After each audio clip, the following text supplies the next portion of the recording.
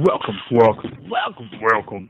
to the Cold Hard Truth on Sports. I apologize in advance if I am out of line here. Brace yourselves, boys. We're going in. Am I hallucinating here? Just what in the hell do you think you are doing? I can't listen to us. I'm not reading. I'm just looking at the picture. Welcome to the Cold Hard Truth on Sports. Welcome, everybody, to another week of the Cold Hard Truth on Sports here on the Go Log Media channel on blogtalkradio.com. Also available free, all 3 hours of the show on the Spreaker app. Just go download the free Spreaker app today.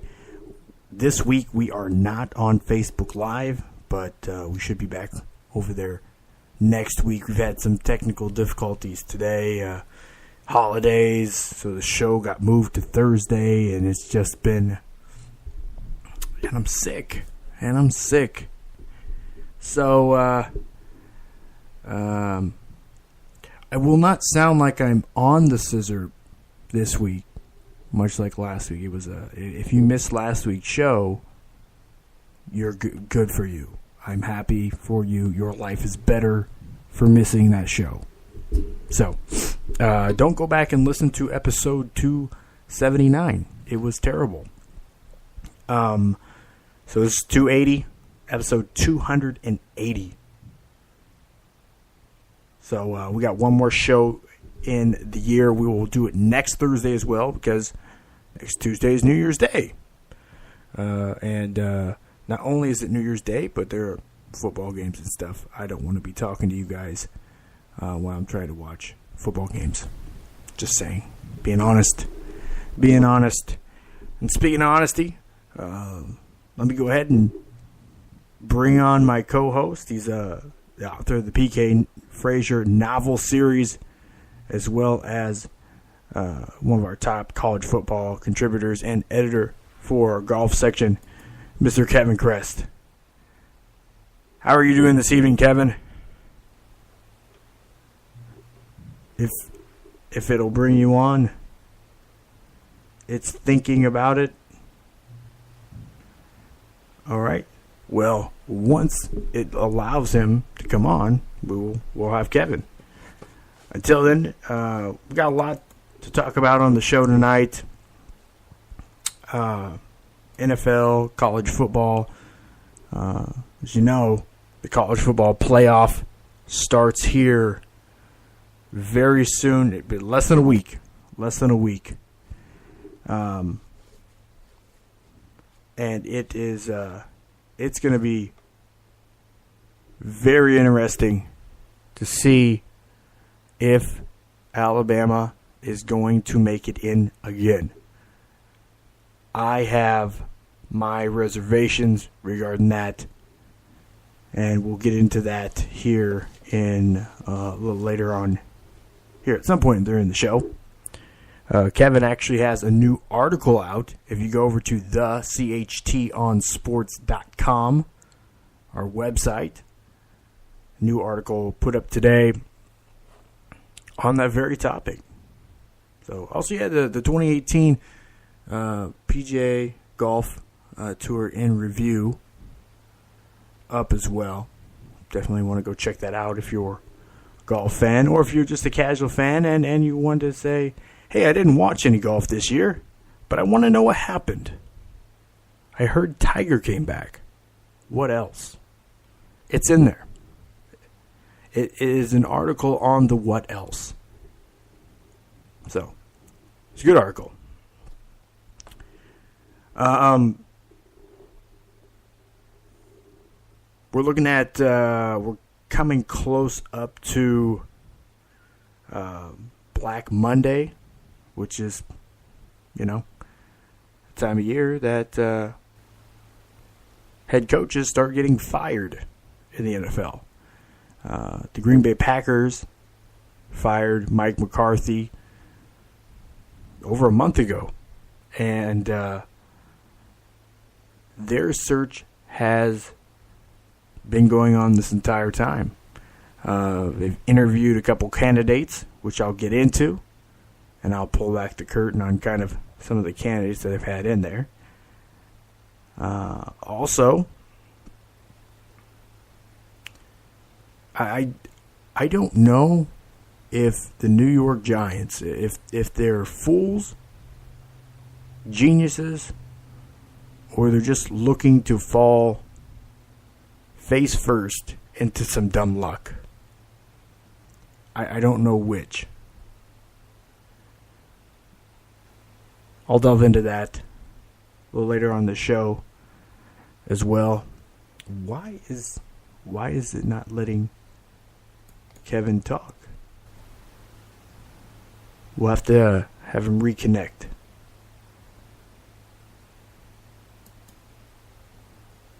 This has just been giving fits all night long. Anyways, I had somebody asked me, it was interesting. They kept saying, I said, hey,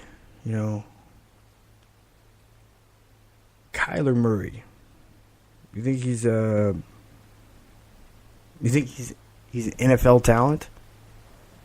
And I said, well, he's not prototypical NFL talent, but I think he's talented enough to play in the NFL. He very well could be one of those outliers that excel at the quarterback position in the NFL with the way that the NFL is seeming to adapt to his style of play. So, could he be an NFL quarterback? Absolutely.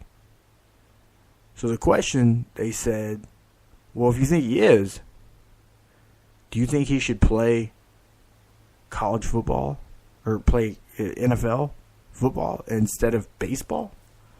Now, for those of you who don't know, he was drafted in the first round by the Athletics. And he's $4 million, $4 million guaranteed. We'll try again there. Let's try to get Kevin on here again and see if it works this time. There we go. All right. We got you, Kevin. You got me? Yay! Am I on? You are. Oh, good. Okay. Well, good evening. Yes. It's, you asked me how I was doing earlier, and I think I'm doing better than you are, but doing great tonight. I agree. So I had somebody ask me, I was just getting into, ask me today, do you think Kyler Murray is an NFL football player? Do you think he would make it in the NFL? And I said, because of the way that the NFL is adapting to players of his skill set, he definitely could play in the NFL. And he said, in that case, do you think he should play NFL or play baseball? And that's a little bit of a different question because it's not that cut and dry. Normally, I say, if you're trying to pick football or baseball, baseball has the more guaranteed contract if you're not a quarterback. The thing is, the quarterback position is very unique in football because you can be a very mediocre quarterback in the NFL and have a 10, 12-year career as a backup or a scout team. I mean, it makes some decent money playing football. So the question is, well, NFL contracts aren't fully guaranteed. Well, if you're drafted in the first round, which Kyler Murray very possibly could be, hit the first 4 years of his contract, it has a fifth-year option, but the first 4 years of the contract are fully guaranteed. So he's in a better standing by getting drafted in the first round of the NFL. If we're talking a financial decision, have 4 years of guaranteed contract, and then if they pick up a fifth-year option, it's probably going to be somewhere in the realm of, $22 22 to 25 million by the time that comes around for that 1 year. But every other year is going to be between, you know, $3, $4, $5, $8, $10 million. Just it progressively goes up, depending on the way that the deal is structured. And I read an article on this last week, Matthew. I wish I could attribute the author. I can't remember where I read it. It may very well have been in Sports Illustrated because I don't read a lot of other stuff. It was probably a Sports Illustrated article. SportsIllustrated.com. I get that delivered to my phone because I'm also an SI subscriber, and they made it very clear that an NFL contract would be much more lucrative for him than the baseball contract as a quarterback.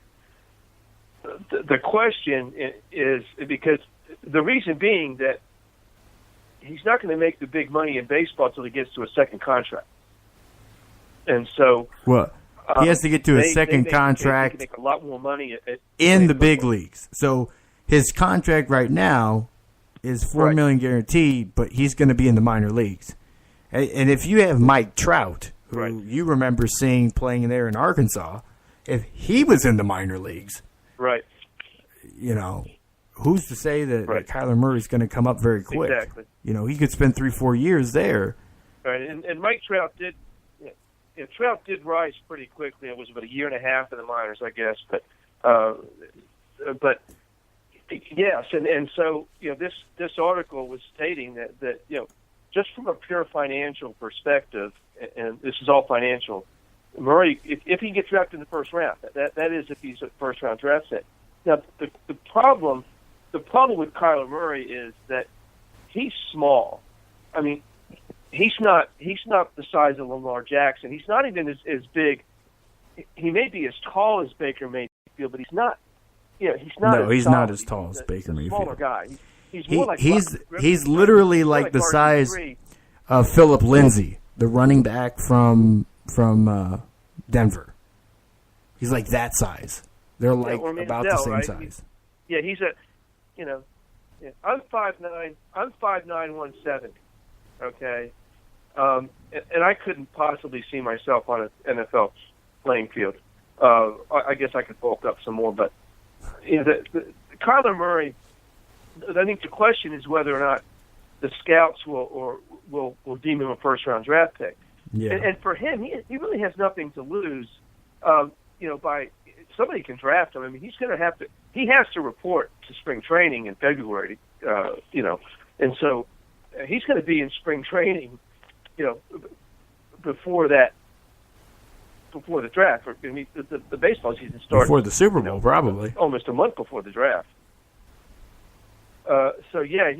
He's gonna, you know, I think they'll report to spring training first week in February. Pitchers and catchers a little bit earlier, but he's neither one of those. But you know, so we'll have to see. I mean, he said today that you know, options are great to have, and they are for him. And so here is a Heisman Trophy candidate, a Heisman Trophy winner. But how many Heisman Trophy winners have gone on to be bust in the NFL, especially the quarterback level? A bunch of them, right? I mean, yep. You know, RG3 was Heisman Trophy winner, and you know, not he's in the league. He's in the league, but he's second or third string quarterback now. You know, you look at all those Miami quarterbacks from back in the day, the Ken Dorsey types, right? And you know, none of them really made it big. I mean, Vinny Testaverde stayed around a long time. I think he had a 17-year career or something like that in the NFL, but he was never the guy.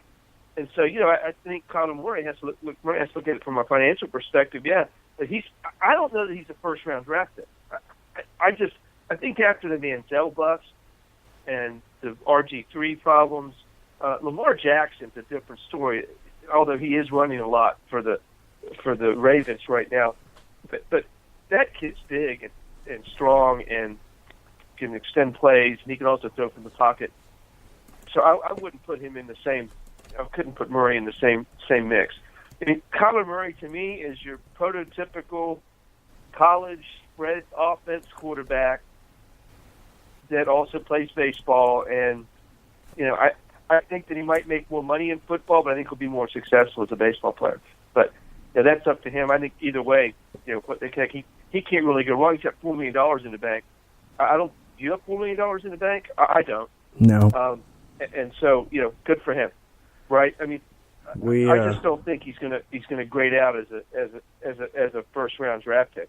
I just don't see that. So that changes the economics for him quite a bit.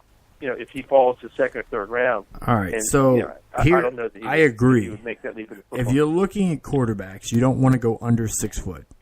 Prototypically, you want to be closer to 6'5" than 6'5", 230. That's preferably where you want to be. 220, 230. That's where you want to be with your quarterback. Well, Lamar Jackson, he's 6'2". 216. That was at the combine. He has 9.5-inch hands, so that's roughly that's the size of my hands, like 9.5. That's pretty big hands. So they look at hand size because hand size, the scouts correlate to being able to hold onto the ball. You're less likely to fumble. Okay, which actually Lamar Jackson's had issues with fumbling, holding onto the ball, even though he has large hands. But the thing is, he's closer to what Russell Wilson is, but he's not as stocky as Russell Wilson. So, and look at it this way. So Lamar Jackson was actually the 32nd pick. He was the last pick of the first round. So his first 4 years of his contract is fully guaranteed. He signed a contract for almost $9.5 million. The signing bonus alone was $4.9 million. So he had more just in signing bonus, just to sign the contract, than what Kyler Murray will make. The thing is he prototypically what you want for an NFL quarterback? Absolutely not. He's not what you're looking for. He's short. He's slight. He runs too much for what they like, even though they're moving more towards that in the NFL. But the thing is, he does have an arm. He could. It's somebody was telling me, and I think it was a pretty good analogy. It was Bucky Brook. Bucky Brook. He said he kind of sees it like if you took Doug Flutie and gave him Mike Vick skills. That's who it is. It's like Doug Flutie with the athleticism and abilities of Michael Vick. That's kind of what it is. And it's an interesting draw.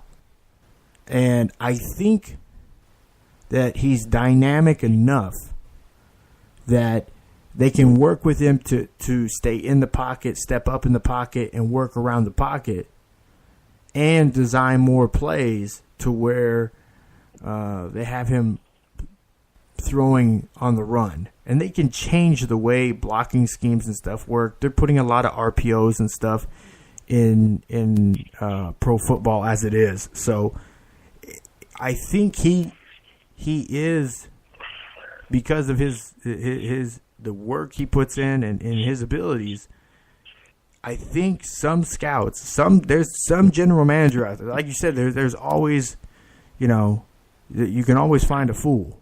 And I think that there's at least one GM that's out there that's willing to roll the dice and get him at the end of the first round. And just because he's unique enough.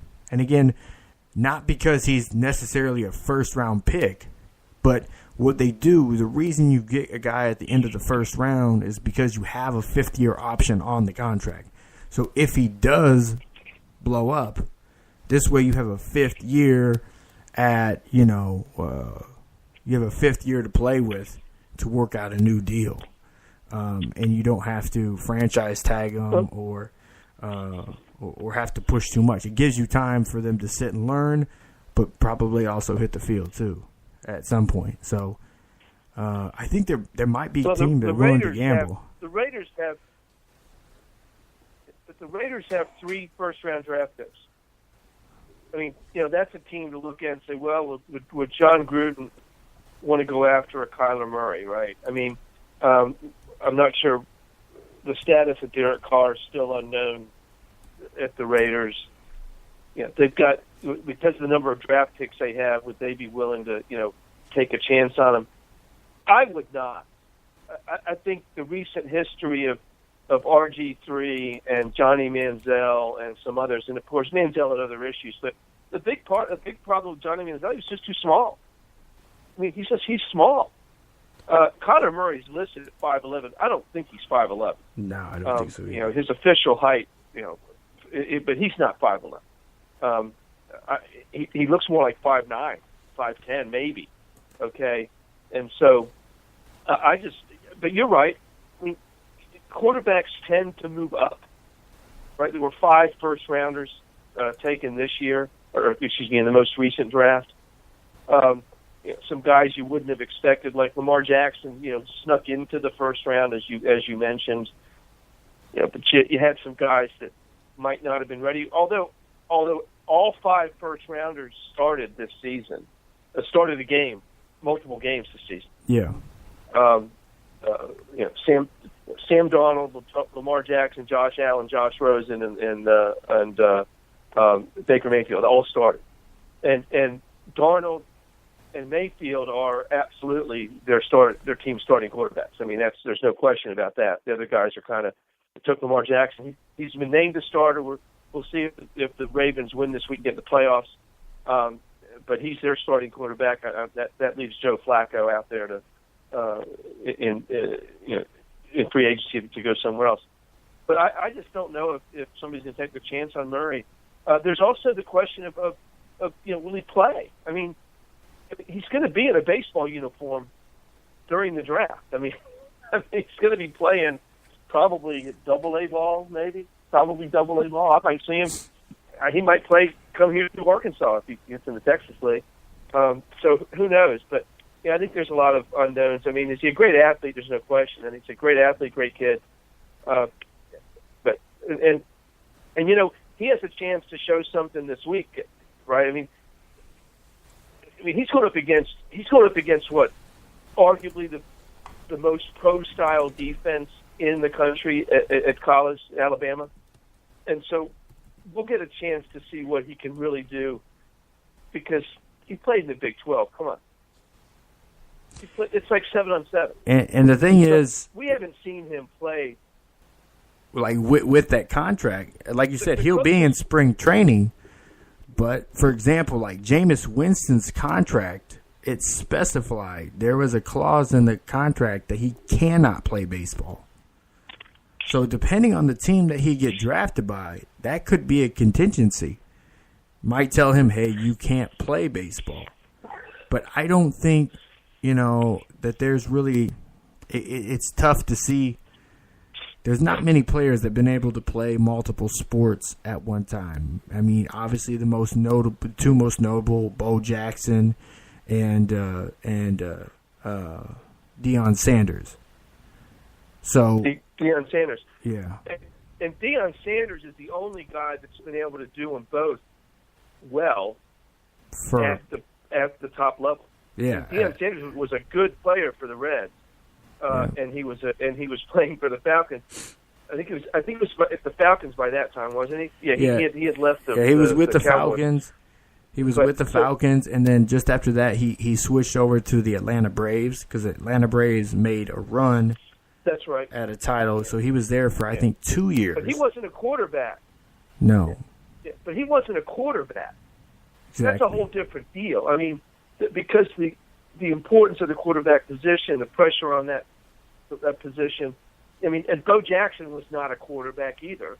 Bo Jackson, unfortunately, had injuries, but probably the greatest athlete I've ever seen. And he's of an age with me, a little bit younger than me, but he was absolutely the most incredible athlete I've ever seen. To be able to play both sports, he played in both really well too. But that's two guys in 50 years, 60 years, whatever. I mean, it's very rare. And now Kyler Murray has some other skills, but just like Manziel and some other guys, they don't want to play another position; they want to play quarterback. And so, if Kyler Murray wants to play slot back and play in the NFL and then play baseball as well, maybe somebody will give him a shot at that. They're not going to do it in quarterback. He's not going to be able to play quarterback in the NFL and still play baseball. It's not going to be possible because the quarterback position is just too important. I just don't see that happening. But who knows what he wants to do? And he's got some options. I mean, Heisman Trophy winner. But we'll see. We'll see Saturday night. Yeah. See, that's what I'm really looking forward to. I think if he can really show up against Alabama in a big way, I think even more so says that teams are going to want to maybe gamble on him in the first round. Those high again. Yeah, I mean, that's why they talk about those Heisman moments. Less than 15 points a game. Yeah. Yep. But that's the thing is we've seen when Alabama plays touchdowns a game. These RPO option multifaceted quarterbacks, it's not the case. And that's the thing is, people rip Oklahoma and they rip the Big 12 because they say there's no defense, but the offenses are wide open, they're spread, they're fast-paced, and that's different than what they play in the SEC. SEC just plays a different brand of football. It's slower pace, it's more run-based, you don't see the bubble screens, you don't see the short, quick time routes, you don't see those same things because it's more pro style. So this is it's what has been great in football is what you see in Alabama, and what they say is great in the future of football in Oklahoma. Yeah, but this Alabama defense is different. I mean, these guys have speed all over the place. Linebacker.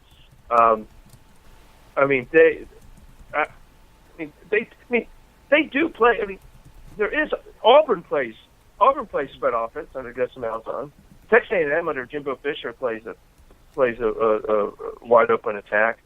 Obviously LSU doesn't. Mississippi State does. Your point's well taken, but Alabama's faced all sorts of different attacks this year and blew everybody's doors off us. And I'll point people to my article on the website. Talking about just how far and above everybody else Clemson and Alabama were this year. Their blowout wins. I mean, Alabama, Tagovailoa didn't even play in the fourth quarter in almost every game. I mean, it's and they still only gave up 14.9 points a game. I mean, they were blowouts, and they were still holding people. Usually in college sports, college football, you get those garbage touchdowns against the third string or whatever. Alabama and Clemson both didn't give up any of that kind of stuff. And so, Clemson once they got Trevor Lawrence in the lineup, came in and saved him against Syracuse. They just ran the table. Alabama and Clemson both had only 2 games decided by 10 or less points this season. I mean, that's just ridiculous. Notre Dame, by contrast, had 5 games decided by 1 score. So it's going to be interesting. But as I said in the article too, the top seed hasn't won the playoffs yet. So yeah. Alabama and Clemson were both top seeds when they lost to the other one in the championship game. Okay, so you've got all this stuff going on in terms of history, but this is a different year though. This is the first year we've had more than one undefeated team. In fact, there were only 3 undefeated teams the first 4 years of the playoffs, and now we have 3 this year, and so it's a different year. So I think some of those precedents that were set and some of that history, it's hard to use the word history, isn't it? Because it's only been this is only the 5th season. But some of those statistics, I think this may be more of true to form. And I could make a case that Clemson's better than Alabama. I could make it. I could Go also ahead. make the case Alabama's better than Clemson, but I can't make the case that anybody else is as good as Clemson or Alabama. There's no case to be made. But here's the thing with what I'm saying with Oklahoma, it isn't that Oklahoma has a better team than Alabama, because I think Alabama clearly has more talent. They obviously have a more tenured coach, Hall of Fame coach, in Nick Saban, the best in the game. But what I'm saying is, what Kyler Murray brings to the game is pretty much the Achilles heel of Alabama. Where they have lost in the past has been with these type of quarterbacks or these type of offenses. They haven't been able to stymie them. And that's the thing is, even in games where you've seen that there has been some sort of a stall in Oklahoma, the offense just keeps going and keeps going. It's relentless. You know, it's like they get a sudden jolt and then it's off to the races. You know, and I think. But so does Alabama. There's a difference this year, Matthew. The difference this year is, and last year in the second half of the championship game, the difference now is Alabama has that offense too. So Alabama's offense is as good as Oklahoma's offense. Hell, they only played 3 quarters of the games, and they still whipped everybody. So the difference being that this isn't Greg McElroy, A.J. McCarron behind center. This is a guy that can beat you 5 different ways. And so can Oklahoma? Yeah, I don't think the question. I mean, yeah, Oklahoma's going to move the ball against Alabama a little bit because they're good offense. But can Oklahoma even stop Alabama once? I mean, can they? I mean, seriously, do you really think Oklahoma's defense is good enough to stop Alabama even once? Oklahoma gave up over 30 points a game. I mean, they had to score 40 to win because they were giving up so many points. And Alabama's got that offense. Clemson has that offense. So, is the game going to be 50-34?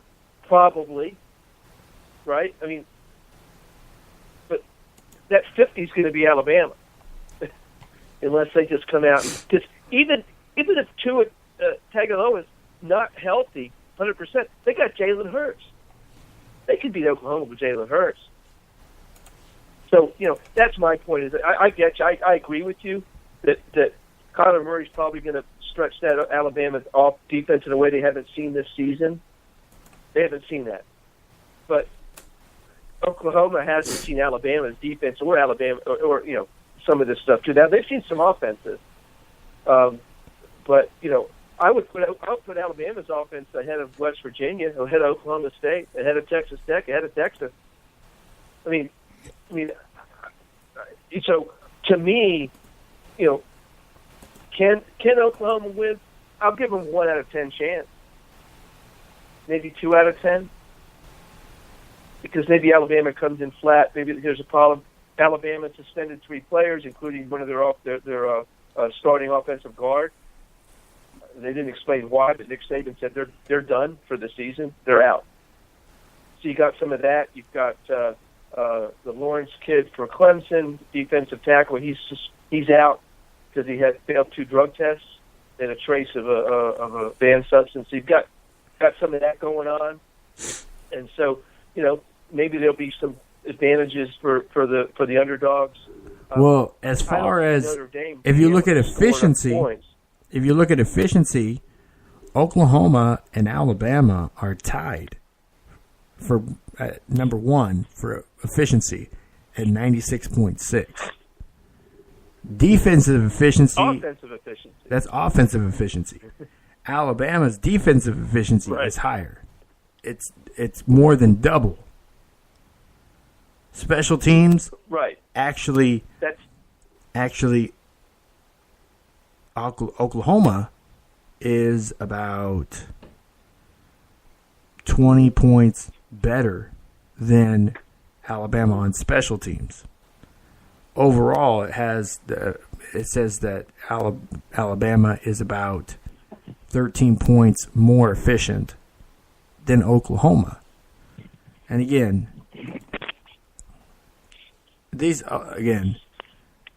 Oklahoma's numbers have been, or Alabama's numbers have been great this year. But also, if we looked at who have they played Louisville, Arkansas State, Ole Miss, Texas A&M, Louisiana, Arkansas. Like Arkansas State, Arkansas, Louisville. Like, they've had a very favorable schedule this season too. No question about that. I'll grant you that. But Oklahoma has clearly played a much tougher schedule than Alabama has this season. Yeah, they've given up tons of points, and they lost to Texas. Now they avenged that loss with a victory in the Big 12 championship game. Yeah. And Army took them to overtime. Now Army was an 11-win team this year. So Army's a good football team. They run that swirly offense. So you know what it kind of reminds me of? Look at last year. Oklahoma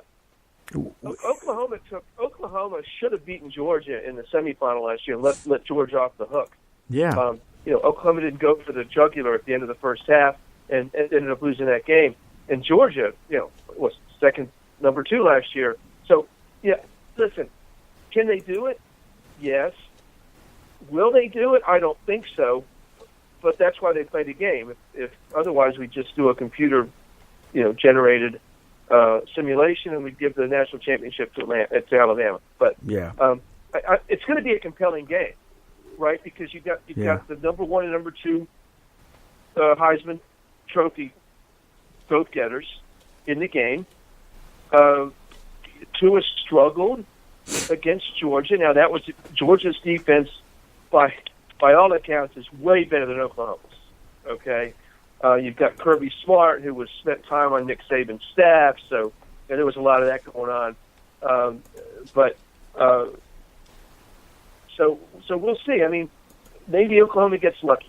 Maybe the quarterbacks for Alabama make some mistakes and let Oklahoma hang around, kind of like Georgia hung around against Oklahoma last year and pulled off the win.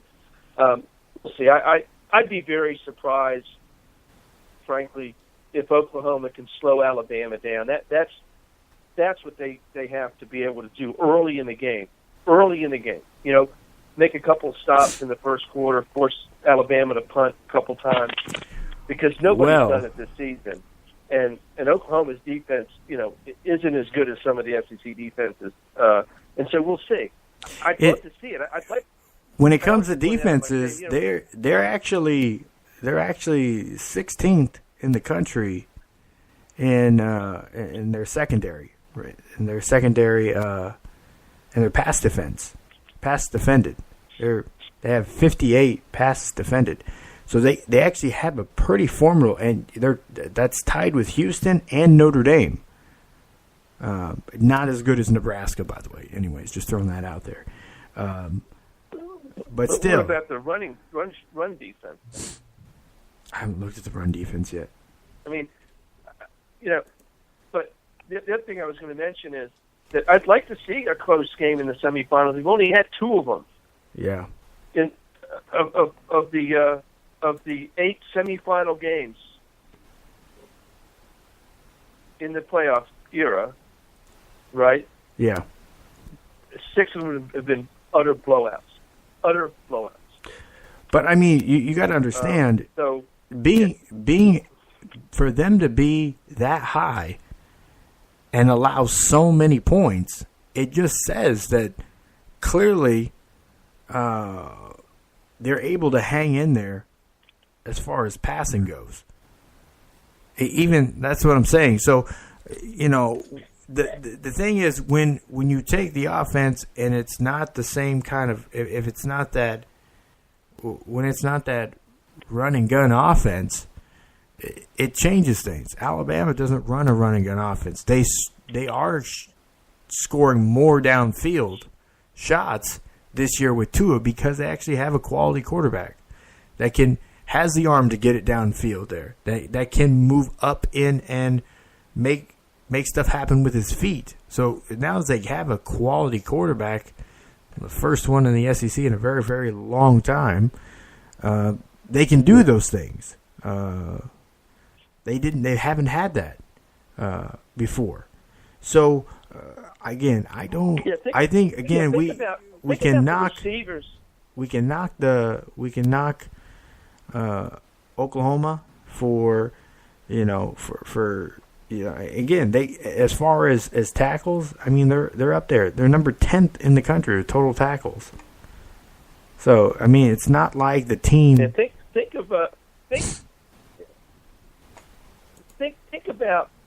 about the wideouts that have come out of Alabama that had like 40 catches, right?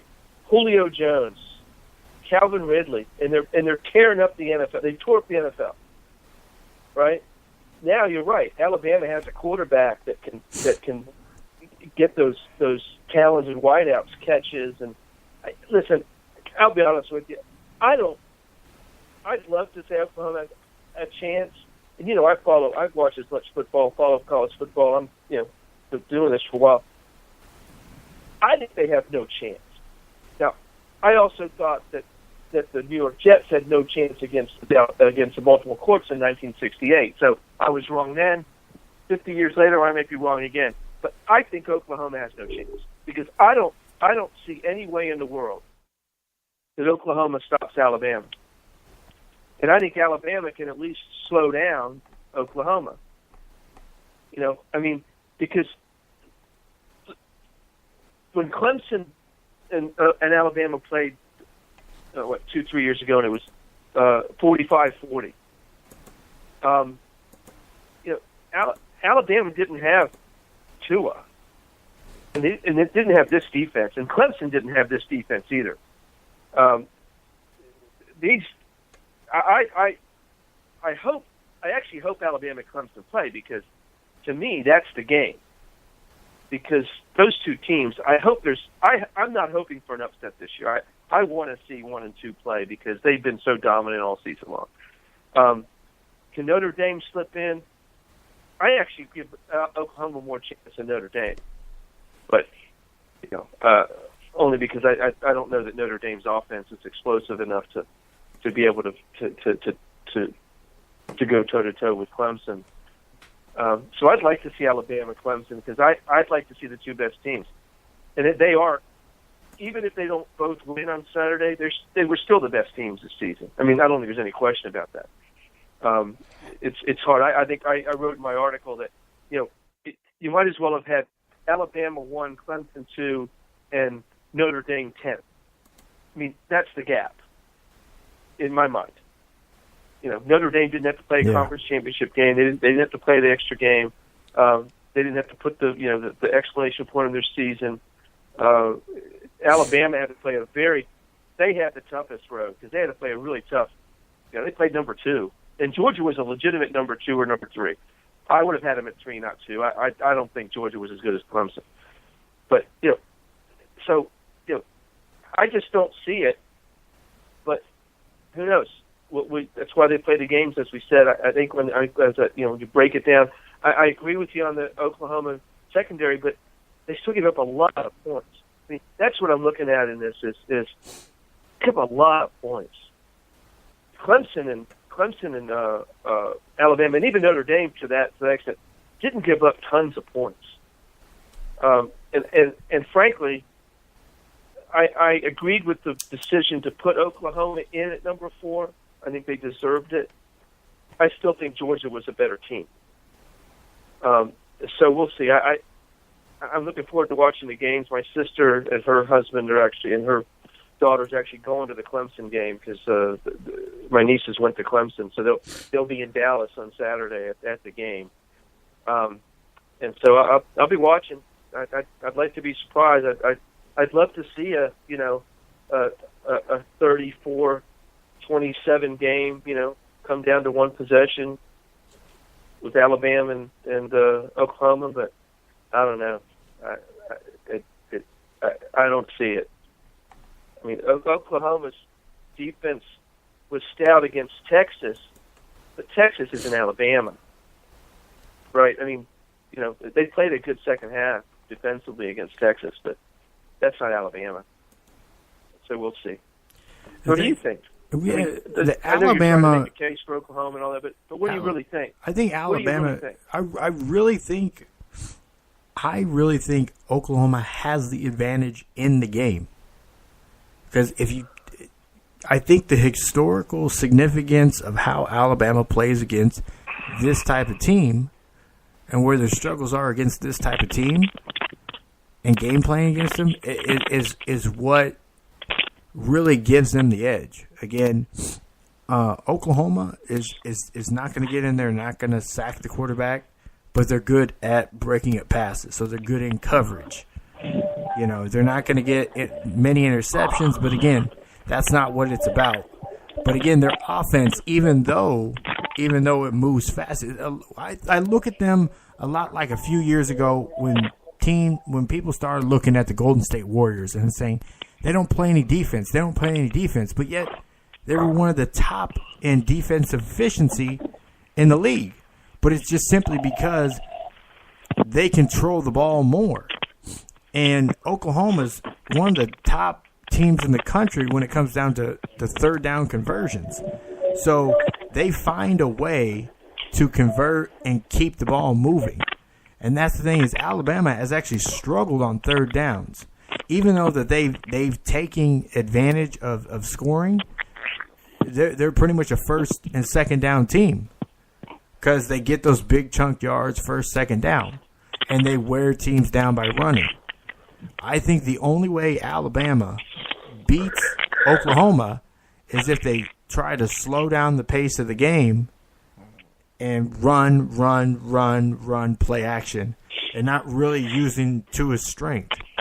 Because if they try to use Tua's strength and make it a firefight, they're going to lose. I know Alabama has a good defense, but as much as it is punishing to have the running back pound at them, having you run left, right, up, down, all over the place the entire game, that's very tiring on a defense too. And it's a lot of what they use is a lot of zones. So you can't sit in man and you can't sit in zones because there's little pockets in the defense. Kyler's really good at finding those pockets in the defense. Lincoln Riley does a really good job of disguising the offense and how they execute it.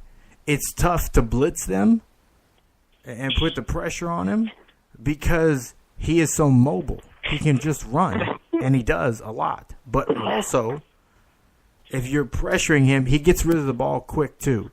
And he can throw the ball from different angles. He sidearms the ball sometimes. And the thing is, that's his baseball background. And that's where his arm, the way he can throw the ball is similar to what we see with Patrick Mahomes. And some of these ridiculous throws they make with such ease. It's that baseball background. Are you discounting the first 13 weeks of the season? Are you just not looking at that? No, what I'm saying is Alabama hasn't played. Listen, but Matthew, Alabama didn't even play their starters in the fourth quarter except for 2 games all season. That's their prerogative. Think what the margin of victory would be if they had to play. And that probably cost 2 of the Heisman. All their guys. So, yeah, the reason Kyler Murray won the Heisman was because a bunch of stupid voters for the Heisman looked at the last 2 or 3 games and went, "Whoa, look at that guy. We're going to give him the Heisman." He did not deserve the Heisman Trophy. He did not deserve it. How didn't he? I mean, look at all of his look at his quality efficiency numbers. Look at his completion percentage. Look at his quarterback rating. Look at the game management. Look at the way he makes things happen.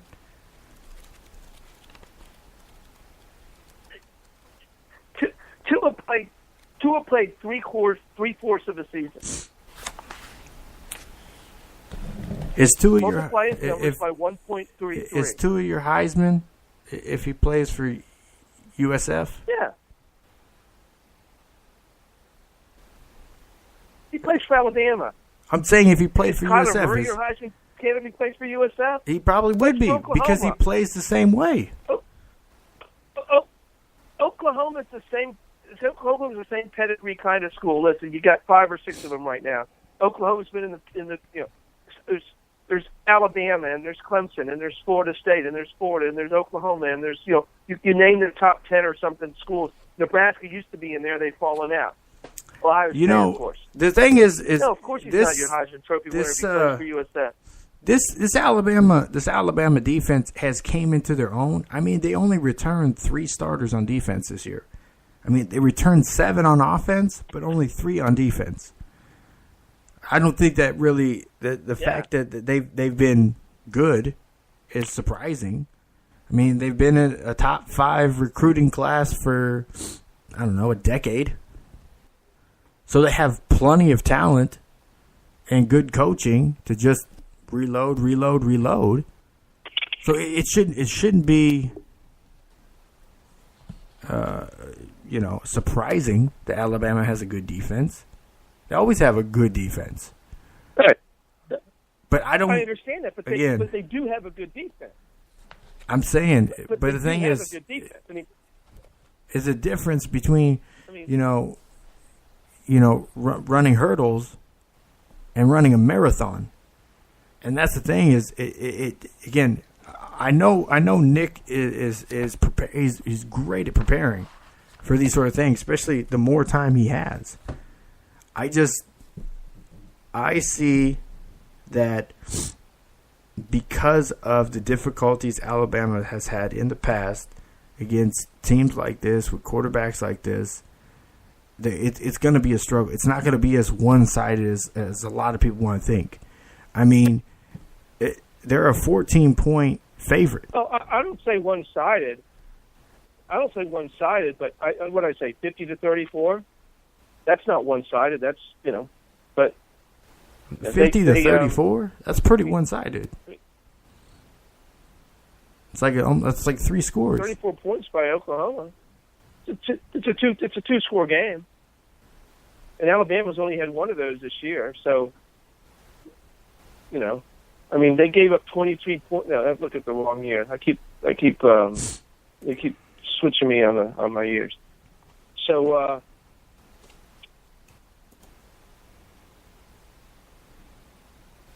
they gave up 31 to Arkansas, but that was probably all in garbage time. You'd know better than I would. I didn't watch Alabama. Alabama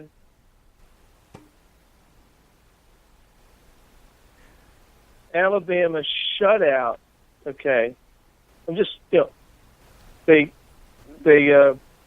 Florida State's not a. That's the wrong year. I keep my.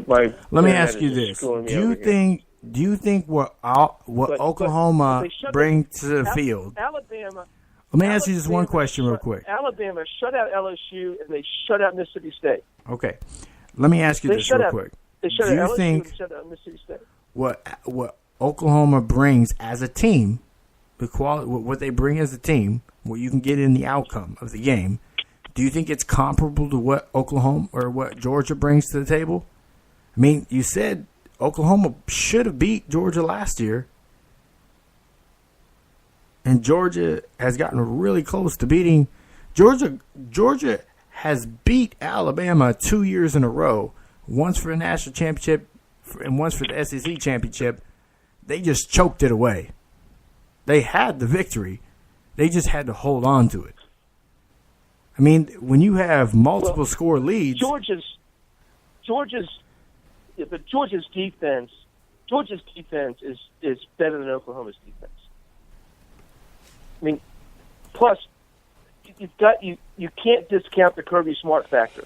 Kirby Smart was Nick Saban's defensive coordinator, right? He's got stuff on Alabama.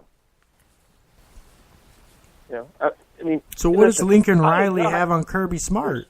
If there's any team if there's any team I'm not that I would like to not see win, it's Alabama. But I'm just looking at it from an objective journalistic perspective, and looking at them play is, Alabama shut out LSU and Mississippi State this year. Now, those were closer games, 29-0, 24-0, right? I mean, those were not 56-0, but they were shutouts. Auburn put 21 up on. Okay, so it could be done. Listen, I told you I think Oklahoma. I said no chance, but I also said 10% chance. 1 in 10, Oklahoma can win. It's got to go their way. You've also got to take into consideration the whole Nick Saban thing. When he gets 3 weeks to prepare for an opponent, I mean, he is the best coach in the game. Urban Meyer was close, but now he's stepping away. Dabo's getting there, but he doesn't have the longevity that Saban has. I mean, Saban has national championships at 2 different schools. Nobody does that. And so I just think there's a lot of factors in Alabama's favor. And I just think that they have, they have the upper hand. But listen, like I agree with you. Oklahoma's explosive. Kyler Murray, great athletes. But I can't agree with you on the defensive side. Oklahoma gave up too many points. They just give up too many points. They allow their opponents to stay in the game for too long. That's the only thing. That's the only thing I'm talking about, is that it's difficult for me to say, when I look at the two teams and put them, side by side and say, well, they're comparable, because they're not comparable. They're comparable on the offensive side of the ball, perhaps, but not on the defensive side. I mean, I'm looking at the games. I mean, Oklahoma gives up, swung. Oklahoma just gives up. It just gives too many points, and historically, that's not a good thing. I mean, not usually. I mean, they give up 46 to Texas Tech, 47 to Oklahoma State, 56 to West Virginia, 40 to Kansas. Hey, don't knock Kansas. Right? I mean that's well, I got you, but 40 to Kansas. You can't give up 40 points to Kansas. I mean, and I know West Virginia was ranked, but 56. They actually held miraculously Texas to 27 in the Big 12 championship game. But it's just hard for me, I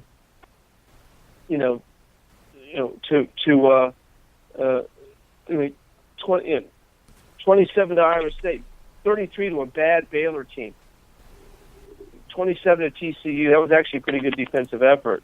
But I'm just, it just, it's, those Baylor scores were in the second half. Those were in the second half when they were pulling starters. These are close games.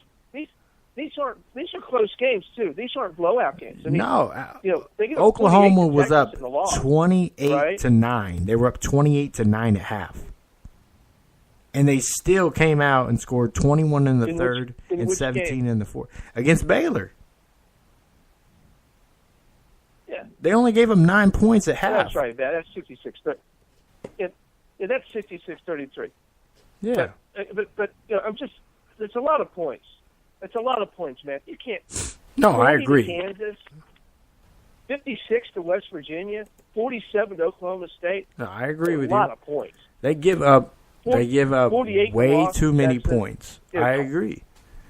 Yeah. And you know what? Yeah. They might give up way too many points to Oklahoma or to Alabama.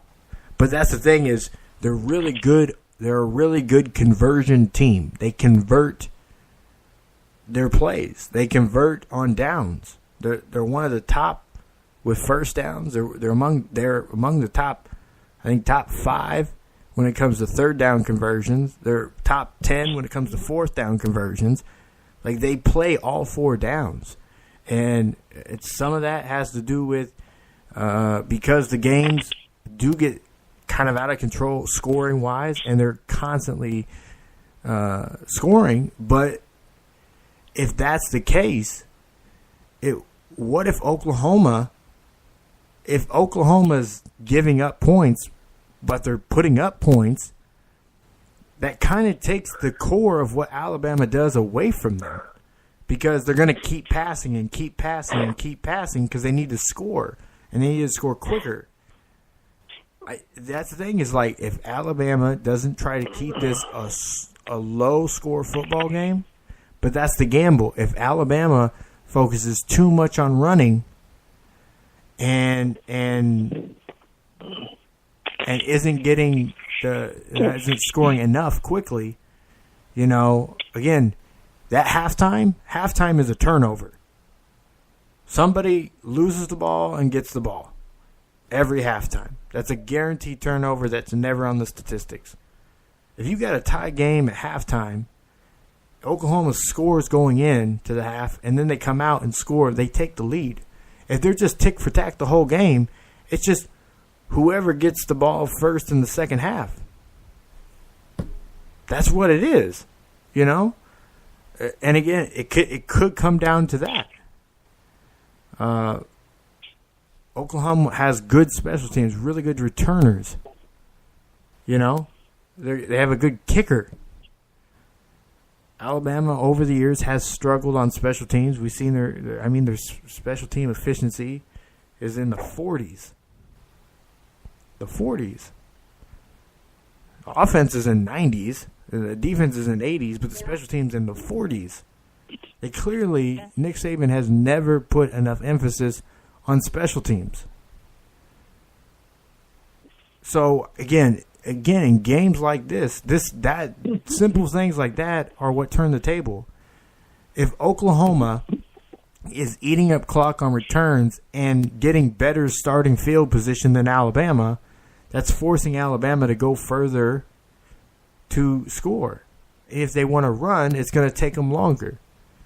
So that's the thing is I think Oklahoma is going to try to force them to have a shootout, because Oklahoma's confidence they can beat Alabama in a shootout. Alabama shouldn't want a shootout. They should just want to methodically, just run it down their throat. But we'll see. I don't know. That's the thing is, it's a few plays here and there. That's really what it comes down to. That's how Oklahoma takes advantage of the good teams that they play. They find a few extra plays they convert here and there. A lot of it's on the legs of Kyler Murray. If Kyler Murray gets hurt in this game, God forbid that happen. No one wants to see that. But Oklahoma is dead in the water if that happens, because that's their hope to win. If Kyler Murray has a good game against Alabama, I agree with you. I don't see Notre Dame beating Clemson. I don't see that. There might be that might end up being a good game, but I don't see Clemson losing that game. I just don't. So if Notre Dame loses or Notre Dame wins, that would be a surprise. But I don't think anybody wants to see Alabama Notre Dame again, because those two teams don't match up well. Clemson, Alabama, or Clemson, Oklahoma, that's what you're going to want to see for. I don't think Notre Dame really has a chance. So, but let's move on to some of the bowl games. Did you get a chance to watch any of the bowl games today or yesterday? I watched a few. I watched. I watched a little bit of some. I watched Miami get decimated, which made me very happy because I just don't think Miami's what everybody thinks they are, and they certainly proved it today against Wisconsin. So I haven't watched a lot. I don't pay a lot of attention. I've been paying more attention to the NFL because there's a lot of really good NFL storylines. So, one game in that particular you were one game that threw me off today was it was TCU. No, it was Indiana State was playing in a bowl game against. Was it Indiana State? Maybe that was basketball. Never mind. Because I thought it was against TCU, but I see TCU did not play Indiana State. They played Cal. Well, Duke dismantled Temple today. That was a I think blowout. that was kind of expected. But you got some interesting. I'll say this. I think I said last week. Bowl games are so impossible because. And I was talking to a friend of mine the other night at a Christmas party. That it's impossible to deal with to adequately predict bowl games because coaches have such different motives during their bowl. One guy wants to let his seniors play, say one last time. The other guy wants to rest all of the seniors and give them a night on the a week on the town, and then use all the practices to prepare for next season. It was apparent today, Duke against Temple. Cutler wanted to play the seniors. They played the seniors, and they just rolled over a team that's in the process of changing head coaches. So you had all these things happening, around bowl games. You had Miami. Their defensive coordinator's going to be the head coach at Temple, so he was trying to help recruit for Temple and coach the bowl game at the same time. So, all these different situations happen out there, and so, I think there's a couple bowl games I think that, as I look forward, that I believe will be real. The teams will try to win. I think Michigan Florida is going to be an interesting game. Jim Harbaugh is going to want to win that game to get momentum for next season. You've got LSU against UCF. I don't think LSU wants to be Auburn of last year, right? And give UCF any chance to lift another fake national championship banner kind of thing. Oh, if they win, got Ohio State out. If they win, they're already talking about back-to-back national champions. Yeah, well, that's yeah. I'll give. Yeah. I mean, come on. Let's get real. That's just a bunch of crap. Yeah. I get it. I get it. I mean, really, give me a break. If they have no chance, regardless of what schedule it is, the committee seriously gave him no chance of getting in the playoffs. Then what do they do? I mean, they're clearly the group of 5 national champion. Oh my God! They gave up 38 points to Memphis in the first half of the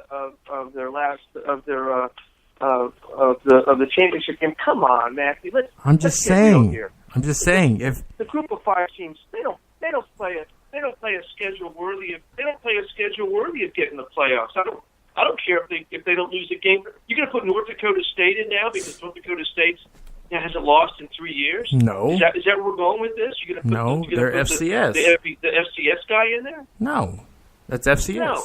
I'm talking about FBS. I mean, come on. Look at UCF's schedule. Come on. I'm not saying I think that they're national champions. I understand why they do that. If they say, if you continually say, listen, you have no chance of getting in the playoff and winning the national champion, they say, fine, we're going to go undefeated. we're going to beat, a Power 5 team in a New Year's Day game. And again, that's a significant. If you got a New Year's Day, you got one of the significant bowl games. Outside of the playoffs, that's one of the 3 most significant bowl games. So you go undefeated, you beat whoever you beat, and you're undefeated. I mean, I understand why. I don't agree with them saying that they are the national champion, but again, I don't like some of the tactics. The American Conference has actually a commercial out. I don't know if you've seen it, and it says the American Conference, the Power 6 conferences. So they're trying to put themselves in there as the 6th conference, Power Conference, and it says it bring with teams that are as good. Most of the time better. I'm like, what? No. No. You got like 3-4 teams at tops that could be in a Power 5 conference. I'm just saying, I get it. I get it. Now, do I, now, if it goes to A, absolutely they're in. Oh, yeah. They might even be seated. They might even be seated 7th if you go to 8 this year. Okay, right? Wouldn't they? I think they would have been 7th. They could have gotten as high as 7th. Yeah. Okay. I get it. I'm good with the 8. I'm good with them getting in at the 8 because the whole purpose of the 8 would be to give the Power 5 teams, all the champions, a slot, a couple of at large, and the group of 5, the best group of 5 team gets in. I like it. That works fine. But when you listen, Ohio State didn't even get in. I mean, do you think UCF can beat Ohio State?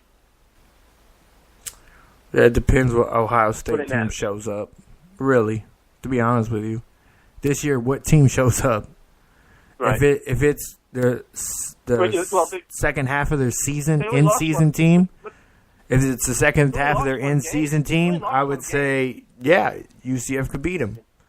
But if it's the team that played against Michigan and played in the Big 12 and the Big 10 championship game, no, they're not going to beat that team. Again, it's whatever team shows up. They don't. If it's the team that plays down to their competition, UCF could win. If it's the team that's on top of you and score. Point though is that my point though is that if UCF had to play a Power 5, I mean, listen, could they have gone 9-3 with an ACC schedule this year? I think last year they could have. Last year, if you would have put them in the Big 12 or the ACC, they could have navigated that conference schedule. Maybe even the Pac-12, they've been able to navigate that conference schedule and win.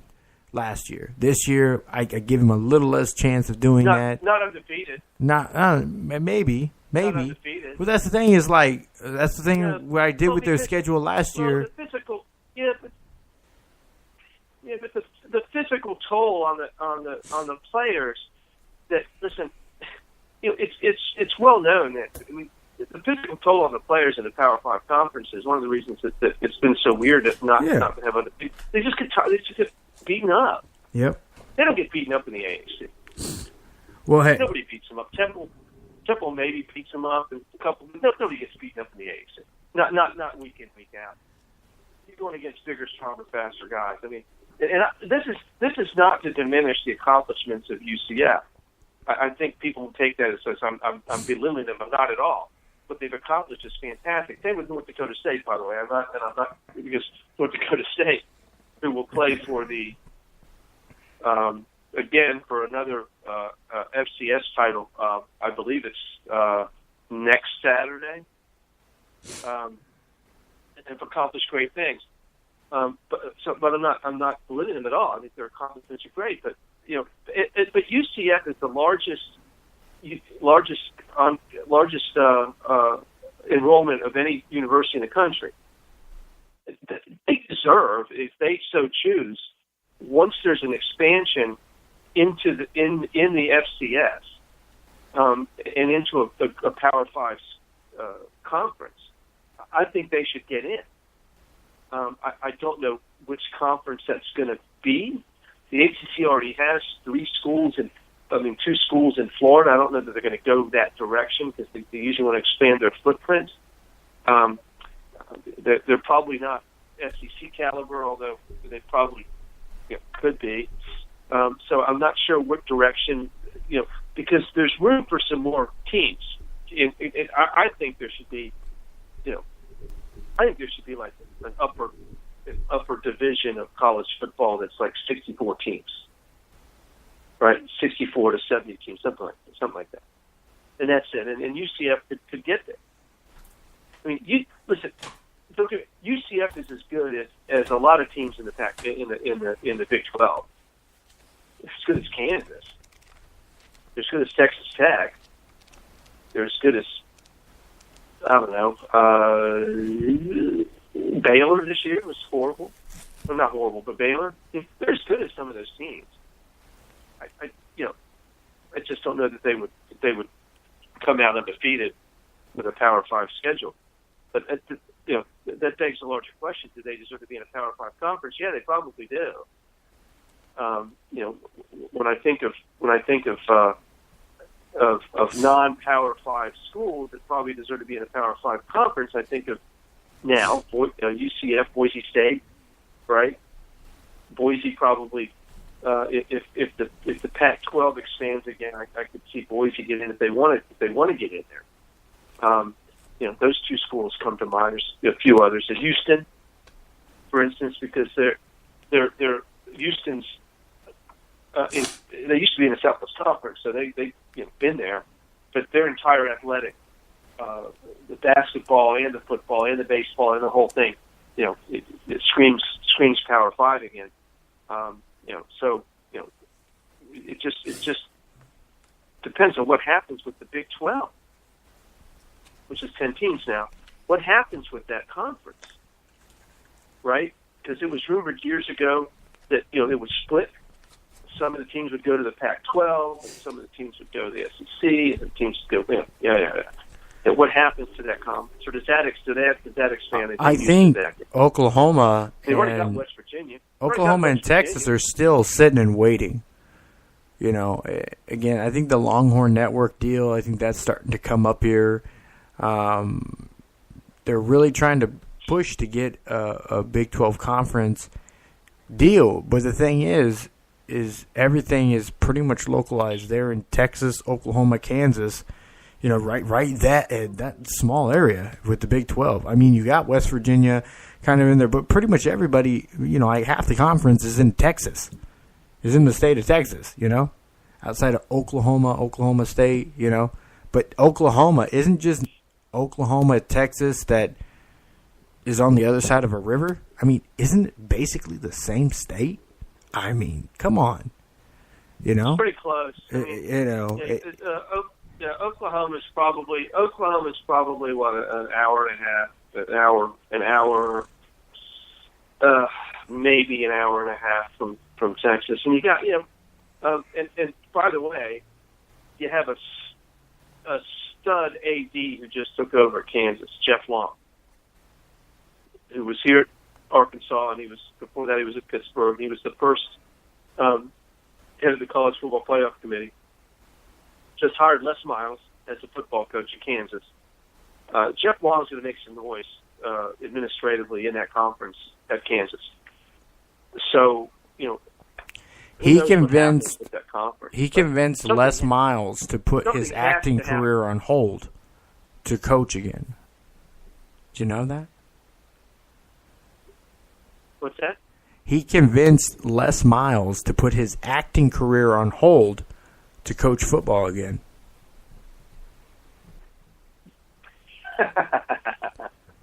I'm being serious. Well, no, and in fact, I believe had Jeff Long State kept his job here at Arkansas, Les Miles would have been the coach at Arkansas. That's likely.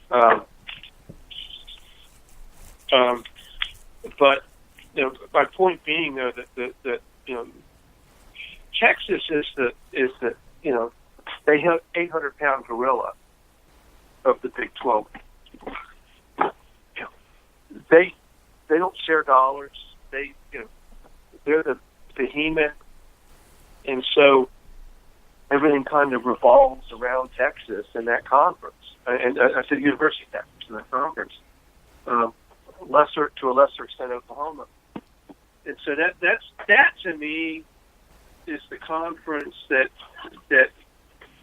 right now is sitting at the middle of any reorganization within college athletics from a conference perspective. What happens with those 10 schools? Because all the other conferences have more schools. Anywhere from 12 to 16. Well, ACC has 16 schools in everything but football. Notre Dame is not in the conference for football, so there's 15. But to me, that's going to be that's kind of what happens going forward with those 10 schools. Yeah, and that's something. We've already had defections, right? Yeah, right? We definitely got to keep a close eye on that. This off season is really where they start looking and poking at that sort of subject.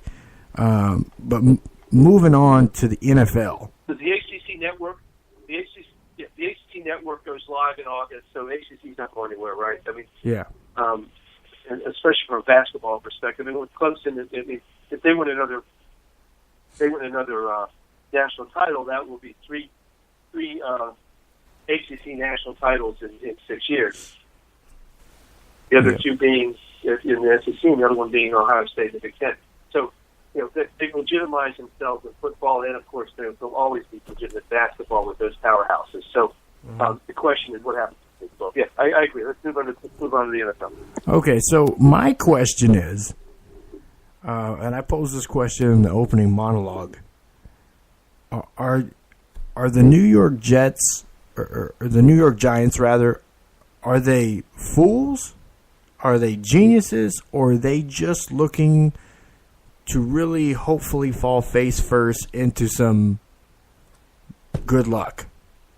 Because they clearly, the way they've drafted, hasn't reflected them wanting to win. I mean, their average draft position is 8th. That's a terrible spot to be stuck at all the time. They're 5-10 this year. Here's some other teams that are 5-10. The Detroit Lions, the Tampa Bay Buccaneers, the Jacksonville Jaguars, and the Buffalo Bills. Those are 5-10 teams. That's where they're lumped in with. And again, Eli Manning says he wants to come back for another year. Obviously, Davis Webb does not seem to be the heir apparent because we really haven't seen much of him at all. But also at the same time, they have an opportunity to have the pick of the litter last year because Baker Mayfield wasn't on their radar at quarterback, and they took a running back. And it's, I kind of wonder, are they fools for thinking that they'll just get the best player? Again, they don't even do that great in free agency. They signed a toxic deal with Odell Beckham, who's been out for 2 weeks with a thigh contusion. He has a bruise on his leg, and he hasn't been able to play for 2 weeks, and he's not going to play this week. The guy is all over the place. I mean, you see him on the. There was a play where he's on the hands team, obviously for obvious reasons, and he didn't even go for the ball. He olayed the ball. The ball came right to him, and he jumped out of the way like it was on fire or something. So, Odell Beckham, maybe he just wants to play for another team. Seems to be that's what the case is there. But it seems like a lot of these NFL guys, as soon as they get big contracts or get in the neighborhood of a big contract, they want to start pissing opportunity away. I think that's what happened with with the Steelers running back this year.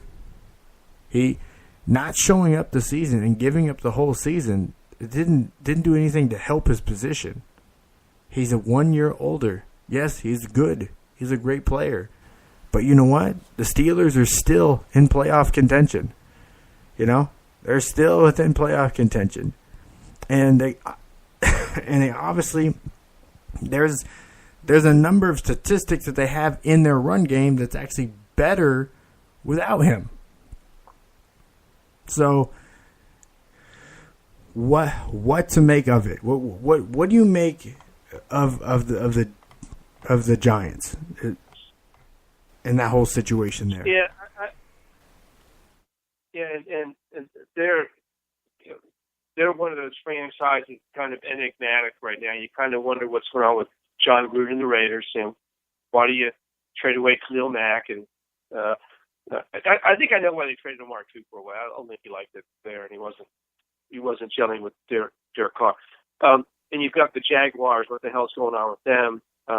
One game away from the Super Bowl last year, and this year is just a disaster. What's going on with your Bucks down there in Tampa? That's an interesting thing. But getting at the Giants, I think they miscalculated last year. Listen, they took a generational running back. I mean, Saquon Barkley could be, another Emmitt Smith or Barry Sanders. He's that good, right?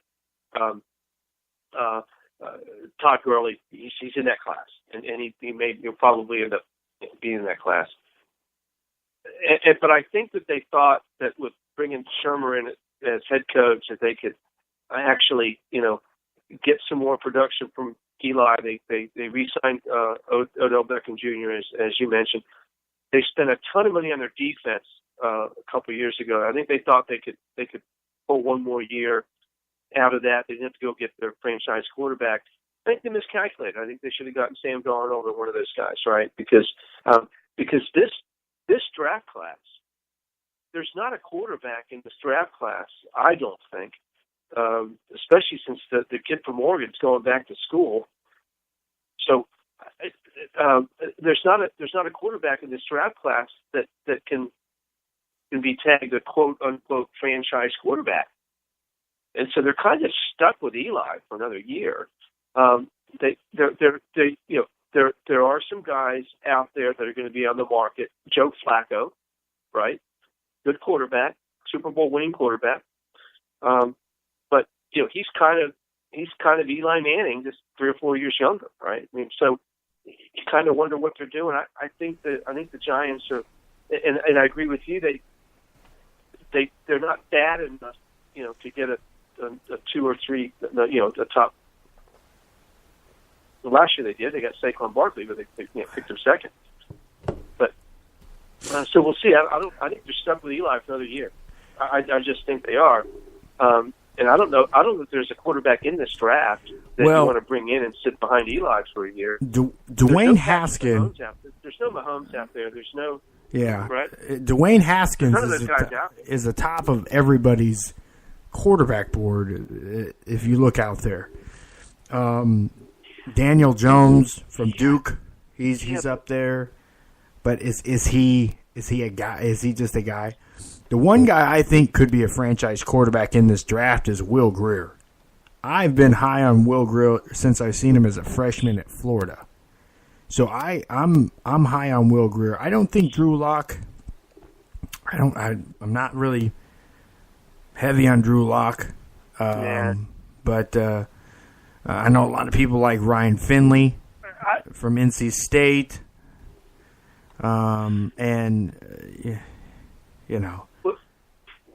Well, Jones, the guy from Duke, is coached by Cutliff, who coached both Eli and Peyton Manning. So there is a connection there. He looks an awful lot. I was watching the game today. He looks an awful lot like the Mannings. The Giants, if they decide, listen, Eli did not have a bad season. The offensive line was horrible. And his numbers weren't bad. I mean, he still has it. If you want to bring the Jones kid in from Duke and sit him for a year behind Eli, that might be a really good thing. Because I think you can get him at 8. 7 or 8, and I think the Giants could trade up to get him if they wanted to. I mean, he's not going, that high. If that's the guy they want. They can get him. And so that might not be a bad move. I liked him.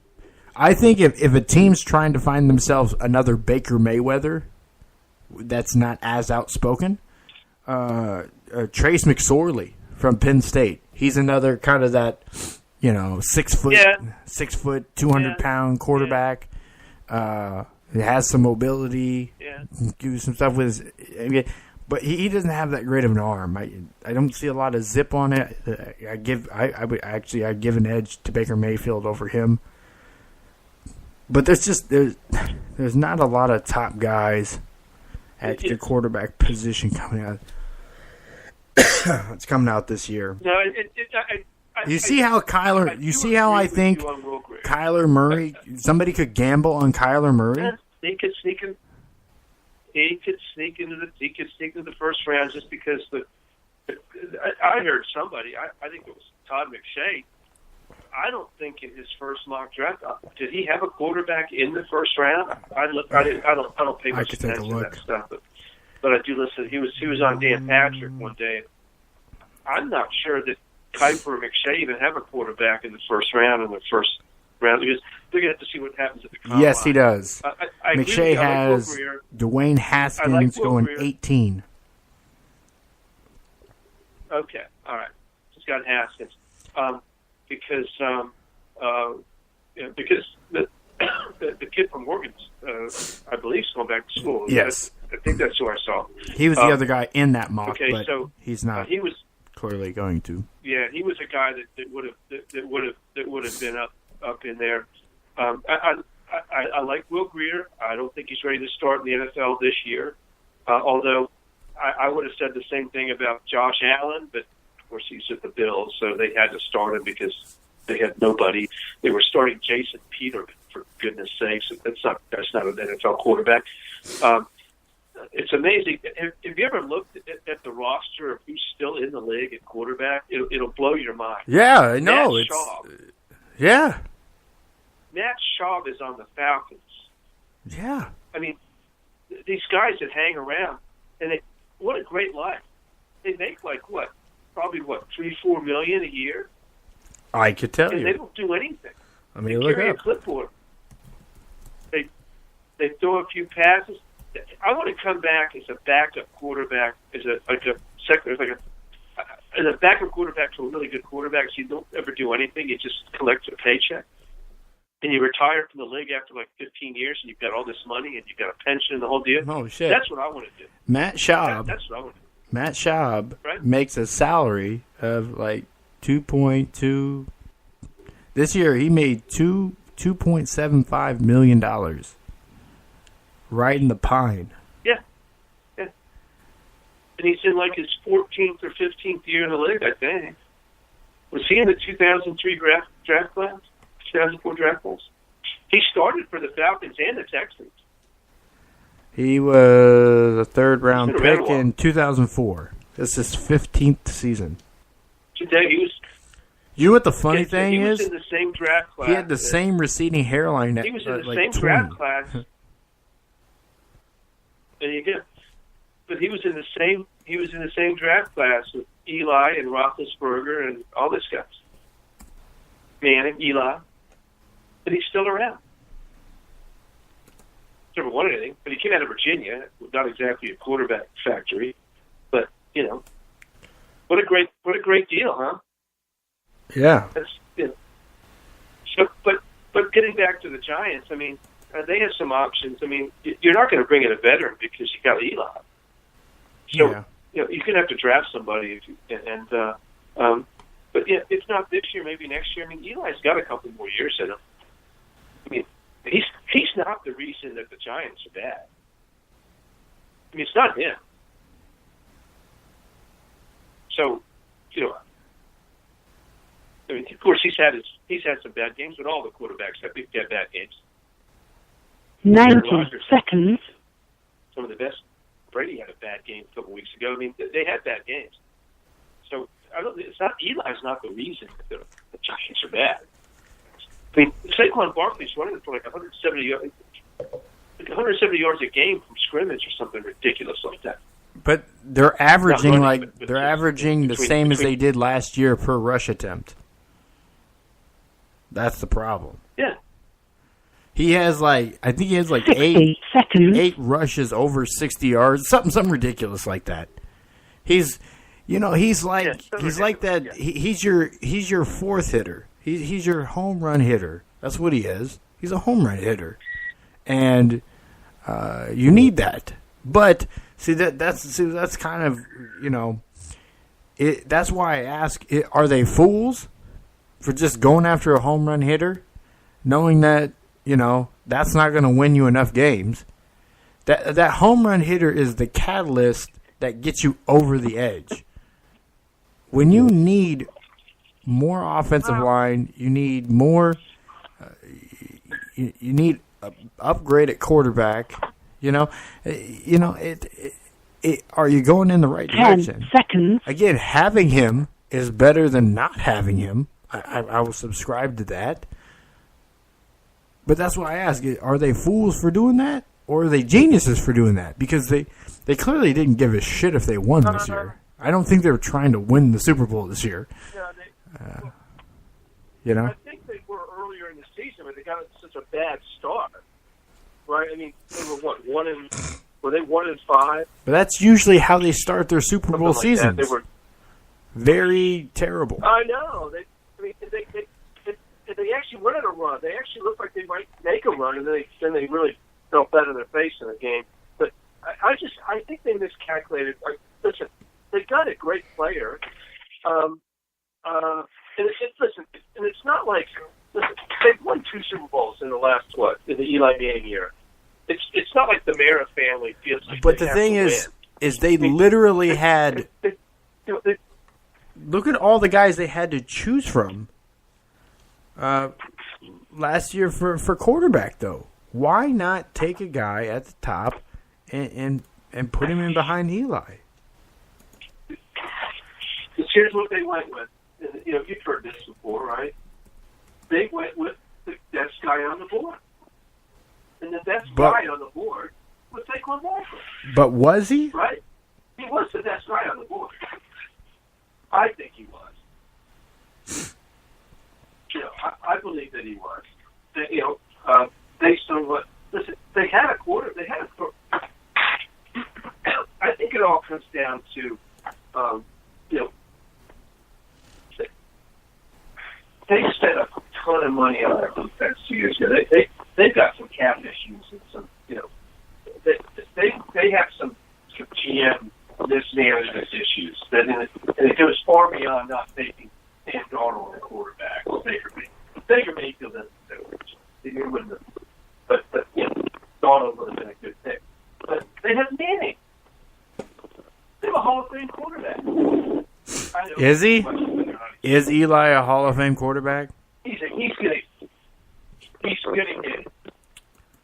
Probably will, but Argue all day long. I don't think he is. But will he be first ballot? Doubtful, but he'll get in. Hope not.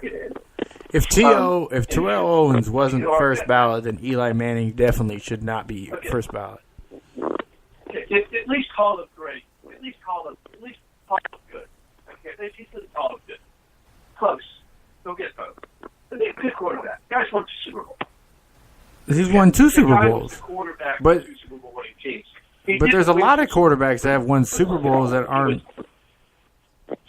I mean. He's won 2. Yeah. So. Not a lot of guys have won 2. Name I think doesn't Garoppolo have 2? And I'll guarantee you. The same. I'll guarantee you. Well, I'm talking about the starting quarterback. The starting quarterback on Super Bowl winning team. Okay. The only quarterback that has won 2 Super Bowls that's not in the Hall of Fame, Jim Plunkett.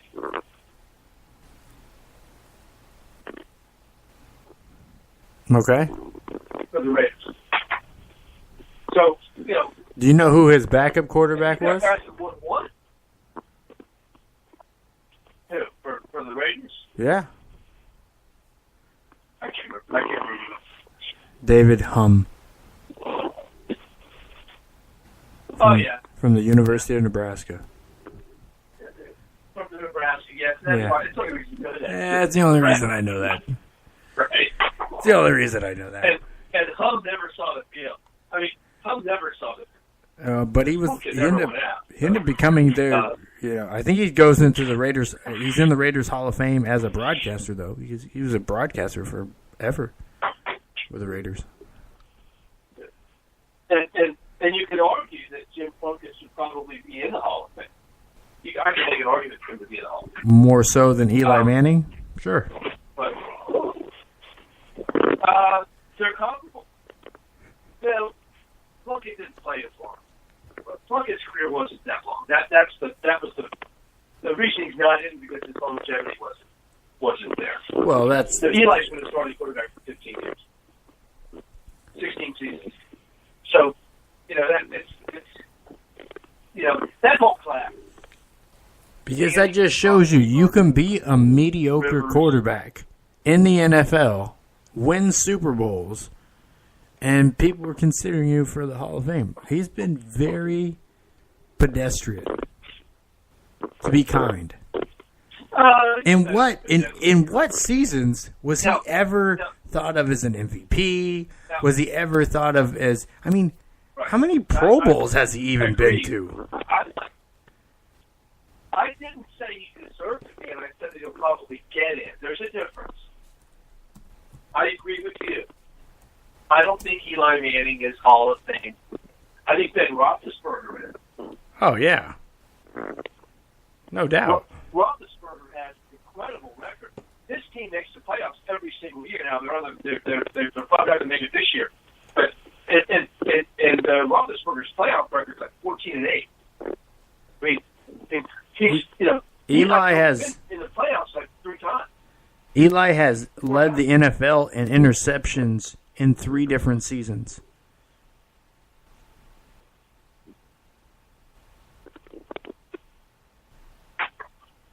Yeah, so that's what I said. I said he'll probably get in. I'm not sure that he is deserving of it. He was in the Pro Bowl 4 times? We'll see. Voters are quirky. Voters are quirky with that. He's borderline. Right? He's borderline.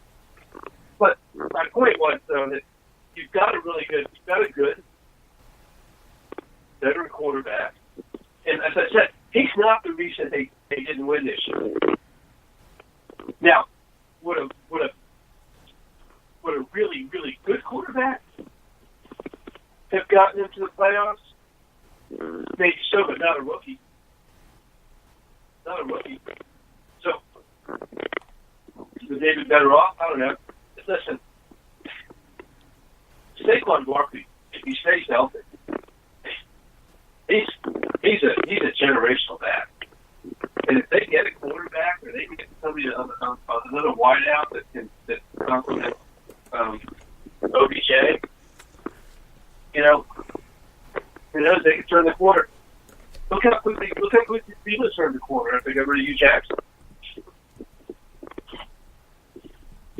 Yeah. I mean, they were knocking on the door of the playoffs. They're eliminated now, but they were right there. They were what, a couple missed kicks away from. They should be 8-6-1 right now. They'd be 9-5-1 right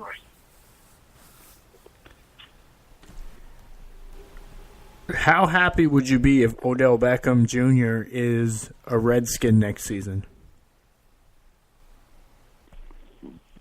Well, he just signed a contract. It's not going to be a They have to trade him. They're going to trade him. Yeah. Given the injuries to the Redskins have this year, I'd take anybody. Hell, I'd take you if you could stay healthy. Yeah, see, that's the problem. I mean, they went 7-8. They're 7-8 on their 4th starting quarterback, and they had the most injuries in the NFL this season. They still came within 3 points of beating the Titans last week and being in the playoff hunt. And disappointing season, but I've got to give the players credit. They really battled. I mean, through the Titans. And the mistake they made was if Jake Gruden starts Josh Johnson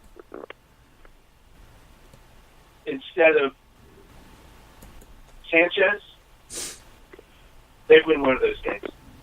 They have won one of those games. Sanchez,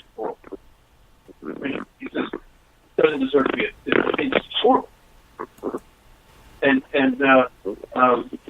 they thought, well, we've got some history with him, system, we'll bring him in. He was terrible. So I could give the team credit. I mean, that's probably one of the best 7 and 8, that you'll see, in terms of bringing guys in. And at one point, I think they only had 4 healthy offensive linemen. I mean, that was it. They were all in the field.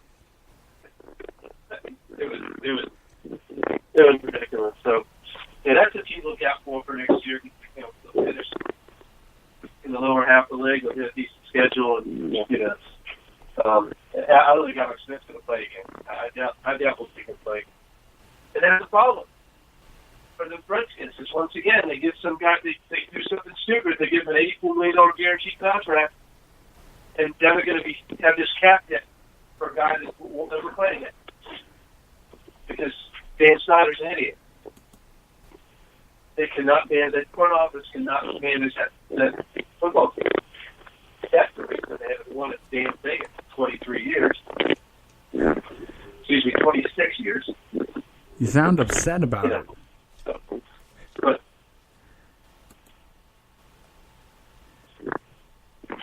the rest of the league, the top of the AFC is crazy.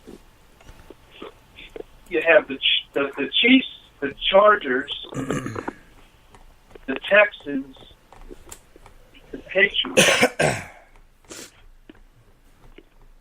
Do you realize the Patriots can still get home field advantage if the Chargers, Chiefs, and Texans lose on Sunday? Isn't that kind of disturbing? And nobody's talking about the Patriots. It is. And nobody's talking about the Patriots at all. And it's bad as they played at times this season, especially on the road. But if the AFC playoffs go through Foxborough, can you count the Patriots out? No way. You can't count them out. Now, I don't think the Chiefs will lose this week, and I don't think the Chargers will lose this week. But, who knows? You've got the Texans. And then you've got a great Sunday night game, by the way, Matthew, is the Colts and Titans, the winners in the playoffs, the losers out. The playoffs start. I don't think that's going to be a great game because I don't think Marcus Mariota plays. I don't think it's going to be a very good game at all. I think it's going to be a very one-sided game, and really. Yeah, but it's still cool. It's a playoff game, though, right? Because the winners in, the losers out. I guess. The playoffs start Sunday night. You don't get much of that, right? Where they actually and the other thing the NFL has done, and you've noticed what they did with the start times on Sunday. The 1 o'clock games, early games, 1 o'clock in the East, noon in Central. The early games have no playoff implications whatsoever. No, New England plays always. The New England game does. It's minimal. That explains why the Buccaneers have played all but 2 games this year at 1 o'clock. Right. They're not affected. And same thing on Sunday. And what's interesting is that all of the teams that don't factor in the playoffs all play each other. So, but they moved all of the big games to the 4:25 slot Eastern. Redskins, Eagles. Eagles have to win to stay alive. Vikings, Bears. Vikings have to win. Bears can still move up in the seeding on Sunday. So all the games that matter, The Bears have already clinched?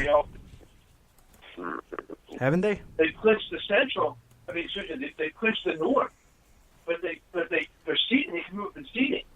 Oh, okay. They're 10-4. I mean, they're 11-4. They can move up. Weren't they the first team to clinch, though? I think the Bears were the first team to clinch. Yeah. But remember, they're fighting for that. They're fighting for that 2 seed. The Rams lose. The Bears get the 2 seed. So what's interesting is that it's like they do in soccer. They put all the games at the same time. They all have to play. They all have to try, which is going to be really, which is great, especially if you're a bettor. I don't bet NFL, but the betting people, it's great because you're not going to have a situation where none of the teams that play at 4:25 Eastern Time will know their fate before they play. Yeah. So. Right. And then you've got the night game, and that game doesn't depend on anything that happens at 4:25. Titans win, they are in. Colts win, they're in. Colts lose, they're out. Titans lose, they're out. And so it's like a perfect storm for the NFL in terms of ratings. I mean, all those games, it'd be awesome for those games because they all mean something. I won't see any of them. I'm going to be driving, but traveling this weekend. But I think it's fascinating that they did that. It's great.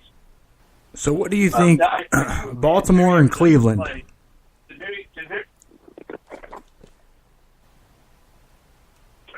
What's that? What do you put into the game, Baltimore and Cleveland? Yes. What do you mean put into the game? What do you put into that? I mean, the Browns. Baltimore has. The Browns are 7-7-1, and Baltimore's 9-6. Yeah, they can't. Baltimore has to win.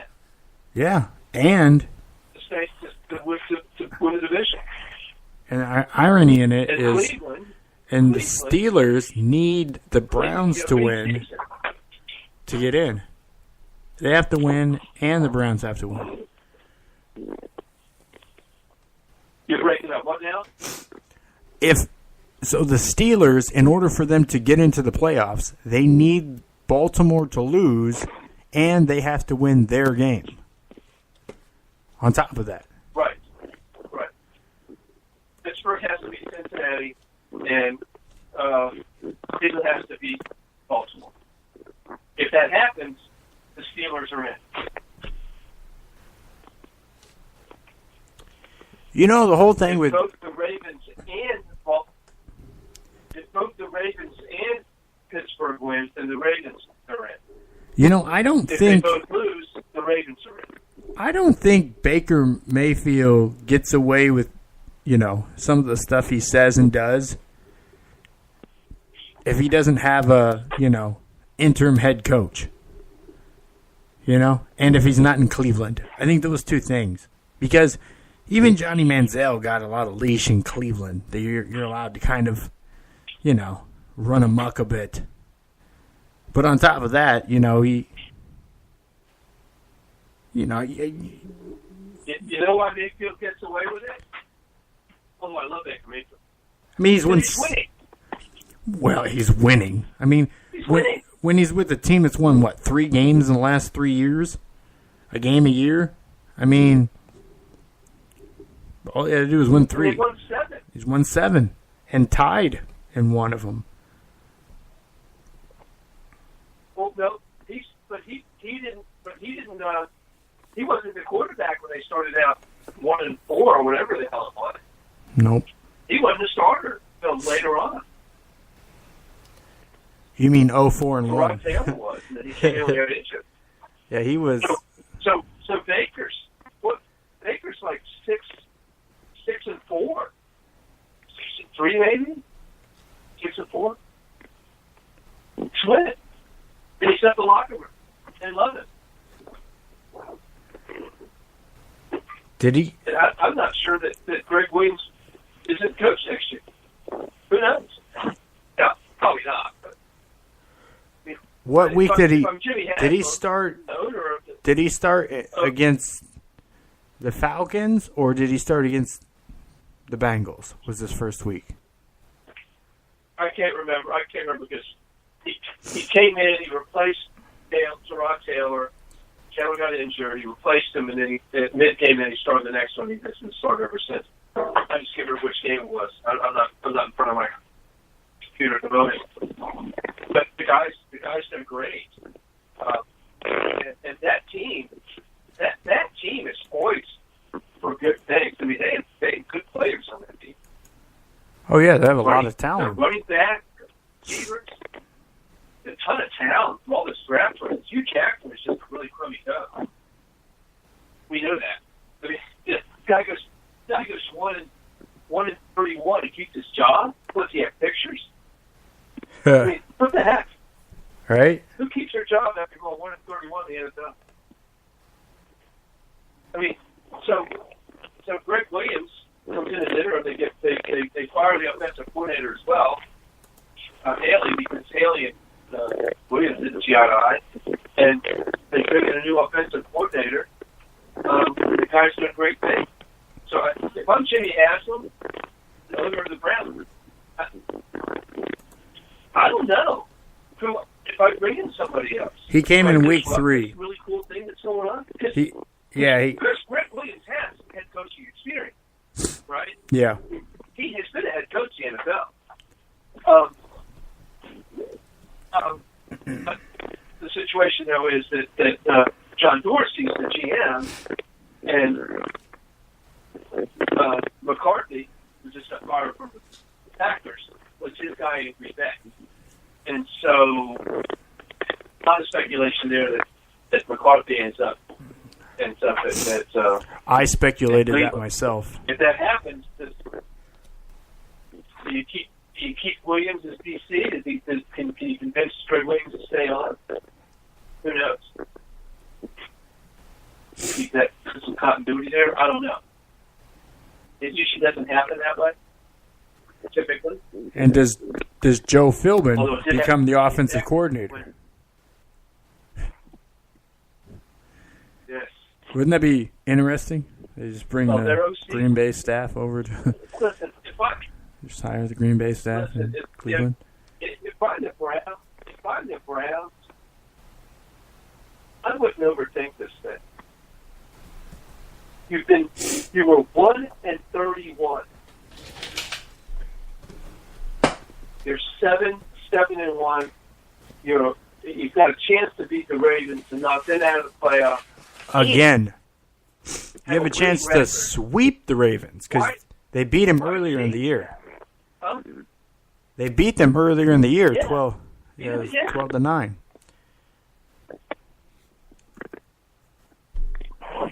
Now that defense for the Ravens is playing at a very high level right now. So, but tell you, Baker Mayfield, that kid had it. I'm not always sure what it is, but he has whatever it is. He has it, and so wow. So we'll see on Sunday. Of course, there's speculation that the Browns throw the game, and that knocks the Steelers out of the playoffs. I don't buy that crap at all. I think that Cleveland wants to win. I don't think Baker Mayfield is a guy to throw anything. I think if the team decided to throw it, he would still try to win by himself.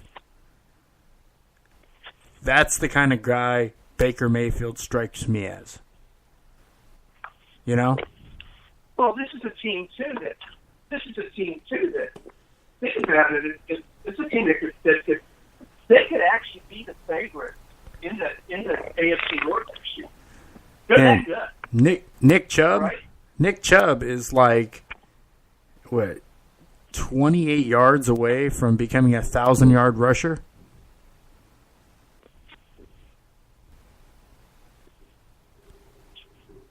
As a rookie there in Cleveland. Yeah.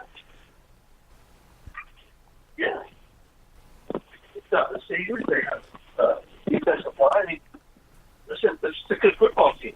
I mean, oh my gosh, did I just use Cleveland Browns as a good football team in the same sentence? Oh my goodness. It's been a while since we said that. Yep. But they also now have a really good general manager. And so, and they got a steal. And they're letting. I've said for the last 2 seasons, not this year, but the 2 seasons prior to that, Antonio Callaway was like the entire offense for the Florida Gators when McElwain was there. He was like their offense. That's it. That's all they had. Mm-hmm, mm-hmm. And he had some issues off the field, some pretty serious legal implications actually. And I mean, they ended up getting him in the 4th round. Like he's put up 721 yards for them, 54 receptions, 3 touchdowns. I mean, they just this last draft I think they did a very commendable job this last draft on who they brought in. I mean, Baker Mayfield at quarterback clearly was a work for them. Denzel Ward, I think he's up for Defensive Rookie of the Year. I know he's a Pro Bowler at cornerback. Nick Chubb, 1,000-yard rusher. They got him in the 2nd round. And I said he's going to be a better pro than a college player. And that's the thing is that, like, the limelight just got – Sony Michel just took up all the limelight. But yet Nick Chubb is a 1,000-yard rusher in the NFL. He's, again, a lot more tuned to fit to the NFL. And Todd Gurley before that, right? And Gurley before that. Yeah. Chubb's been kind of, who's their pass rusher out of A&M, Texas A&M? Who's their guy? They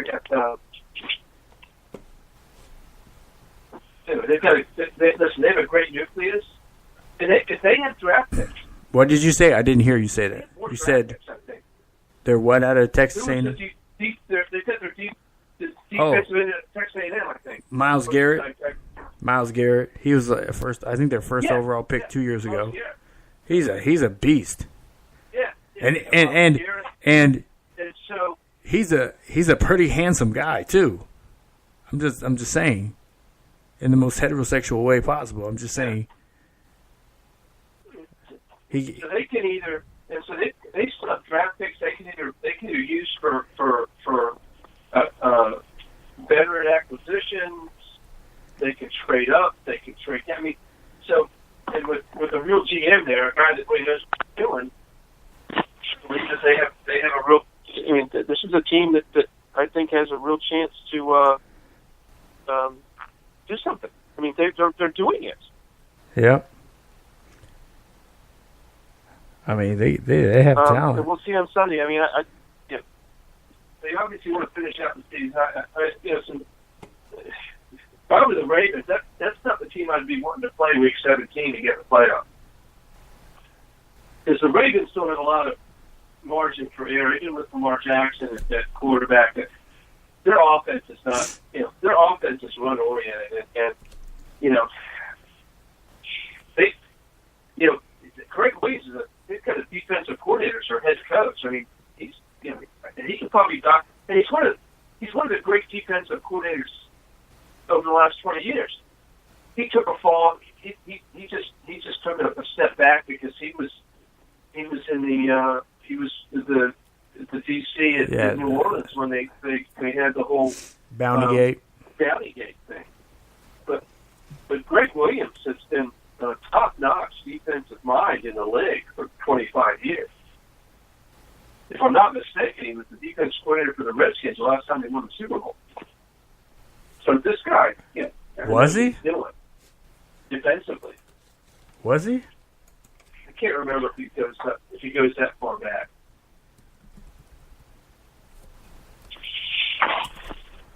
I mean, you're the ones remembering when Plunkett was playing. I mean, I feel like you should know this. Well, I remember when they didn't have face masks, right? I mean, that's how far back I get. So, my kids joked me that they, so I remember when the ball was like round or something. He give me a hard time about it. all that He stuff. was with Washington 2004 to 2007 as a defensive coordinator, assistant head coach. He came back for he came back for the second Joe Gibbs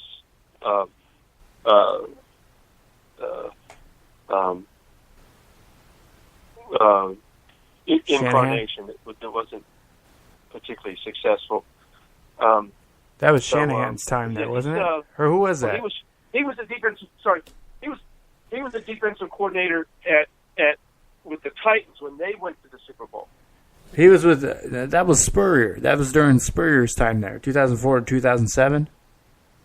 Yeah. Yeah. Yeah, Spurrier. Okay. Pretty sure I that try was. to forget those. I try to forget those years.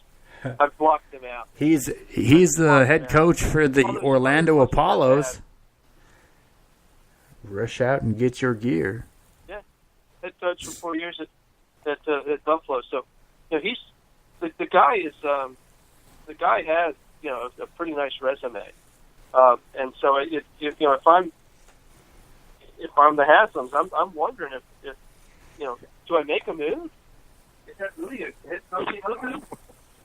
I mean, I don't know. I'm just saying. How many interim head coaches come in and go 6-3? Could be 7-3. Right? How do you guys do that? Okay, so I was told that they've interviewed Caldwell for the Green Bay job, which I just think that's their minority, and Chuck Pagano. I don't think Chuck Pagano's fit there, but is it just? I think these are just saying that I think they have to interview at least 3 people, and one has to be a minority. So they got Caldwell, and they've got 2 out of the way, and the guys that they're looking at, are likely to be in the playoffs, besides DiFilippo, who's available now for whoever wants him. Everybody else is pretty much looking at the playoffs. So they can't interview him. Playoffs? Yeah. Well, the Browns have won 5 of their last 6 games, man. I mean, this is a team that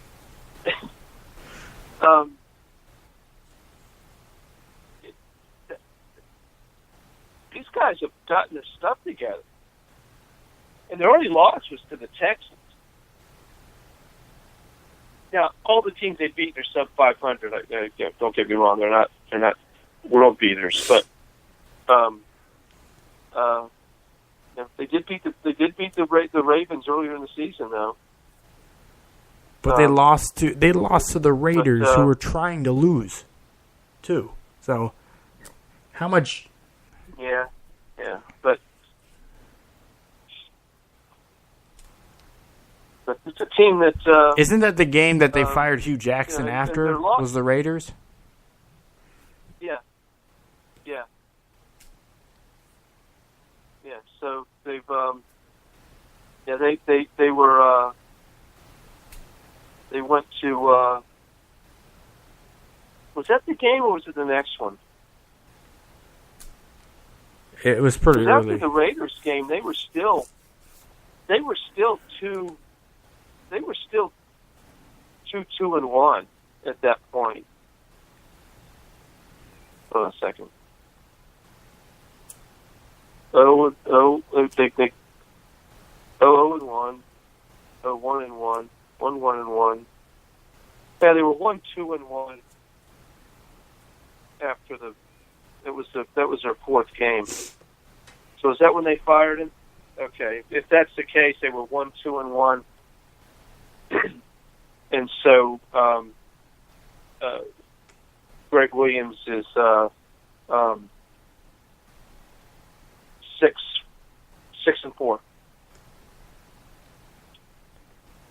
and those losses all came right away. So they've won 5 of their last 6 games. Tremendous. In the NFL, that's called being on a roll. Yeah. Yeah, and they're a bad hop or a bad kick from actually playing this weekend for the playoffs. That's how close they are. That's how close they were. So, anyway, we are going to do next Thursday night, my man? Yep. We'll be on next Thursday night.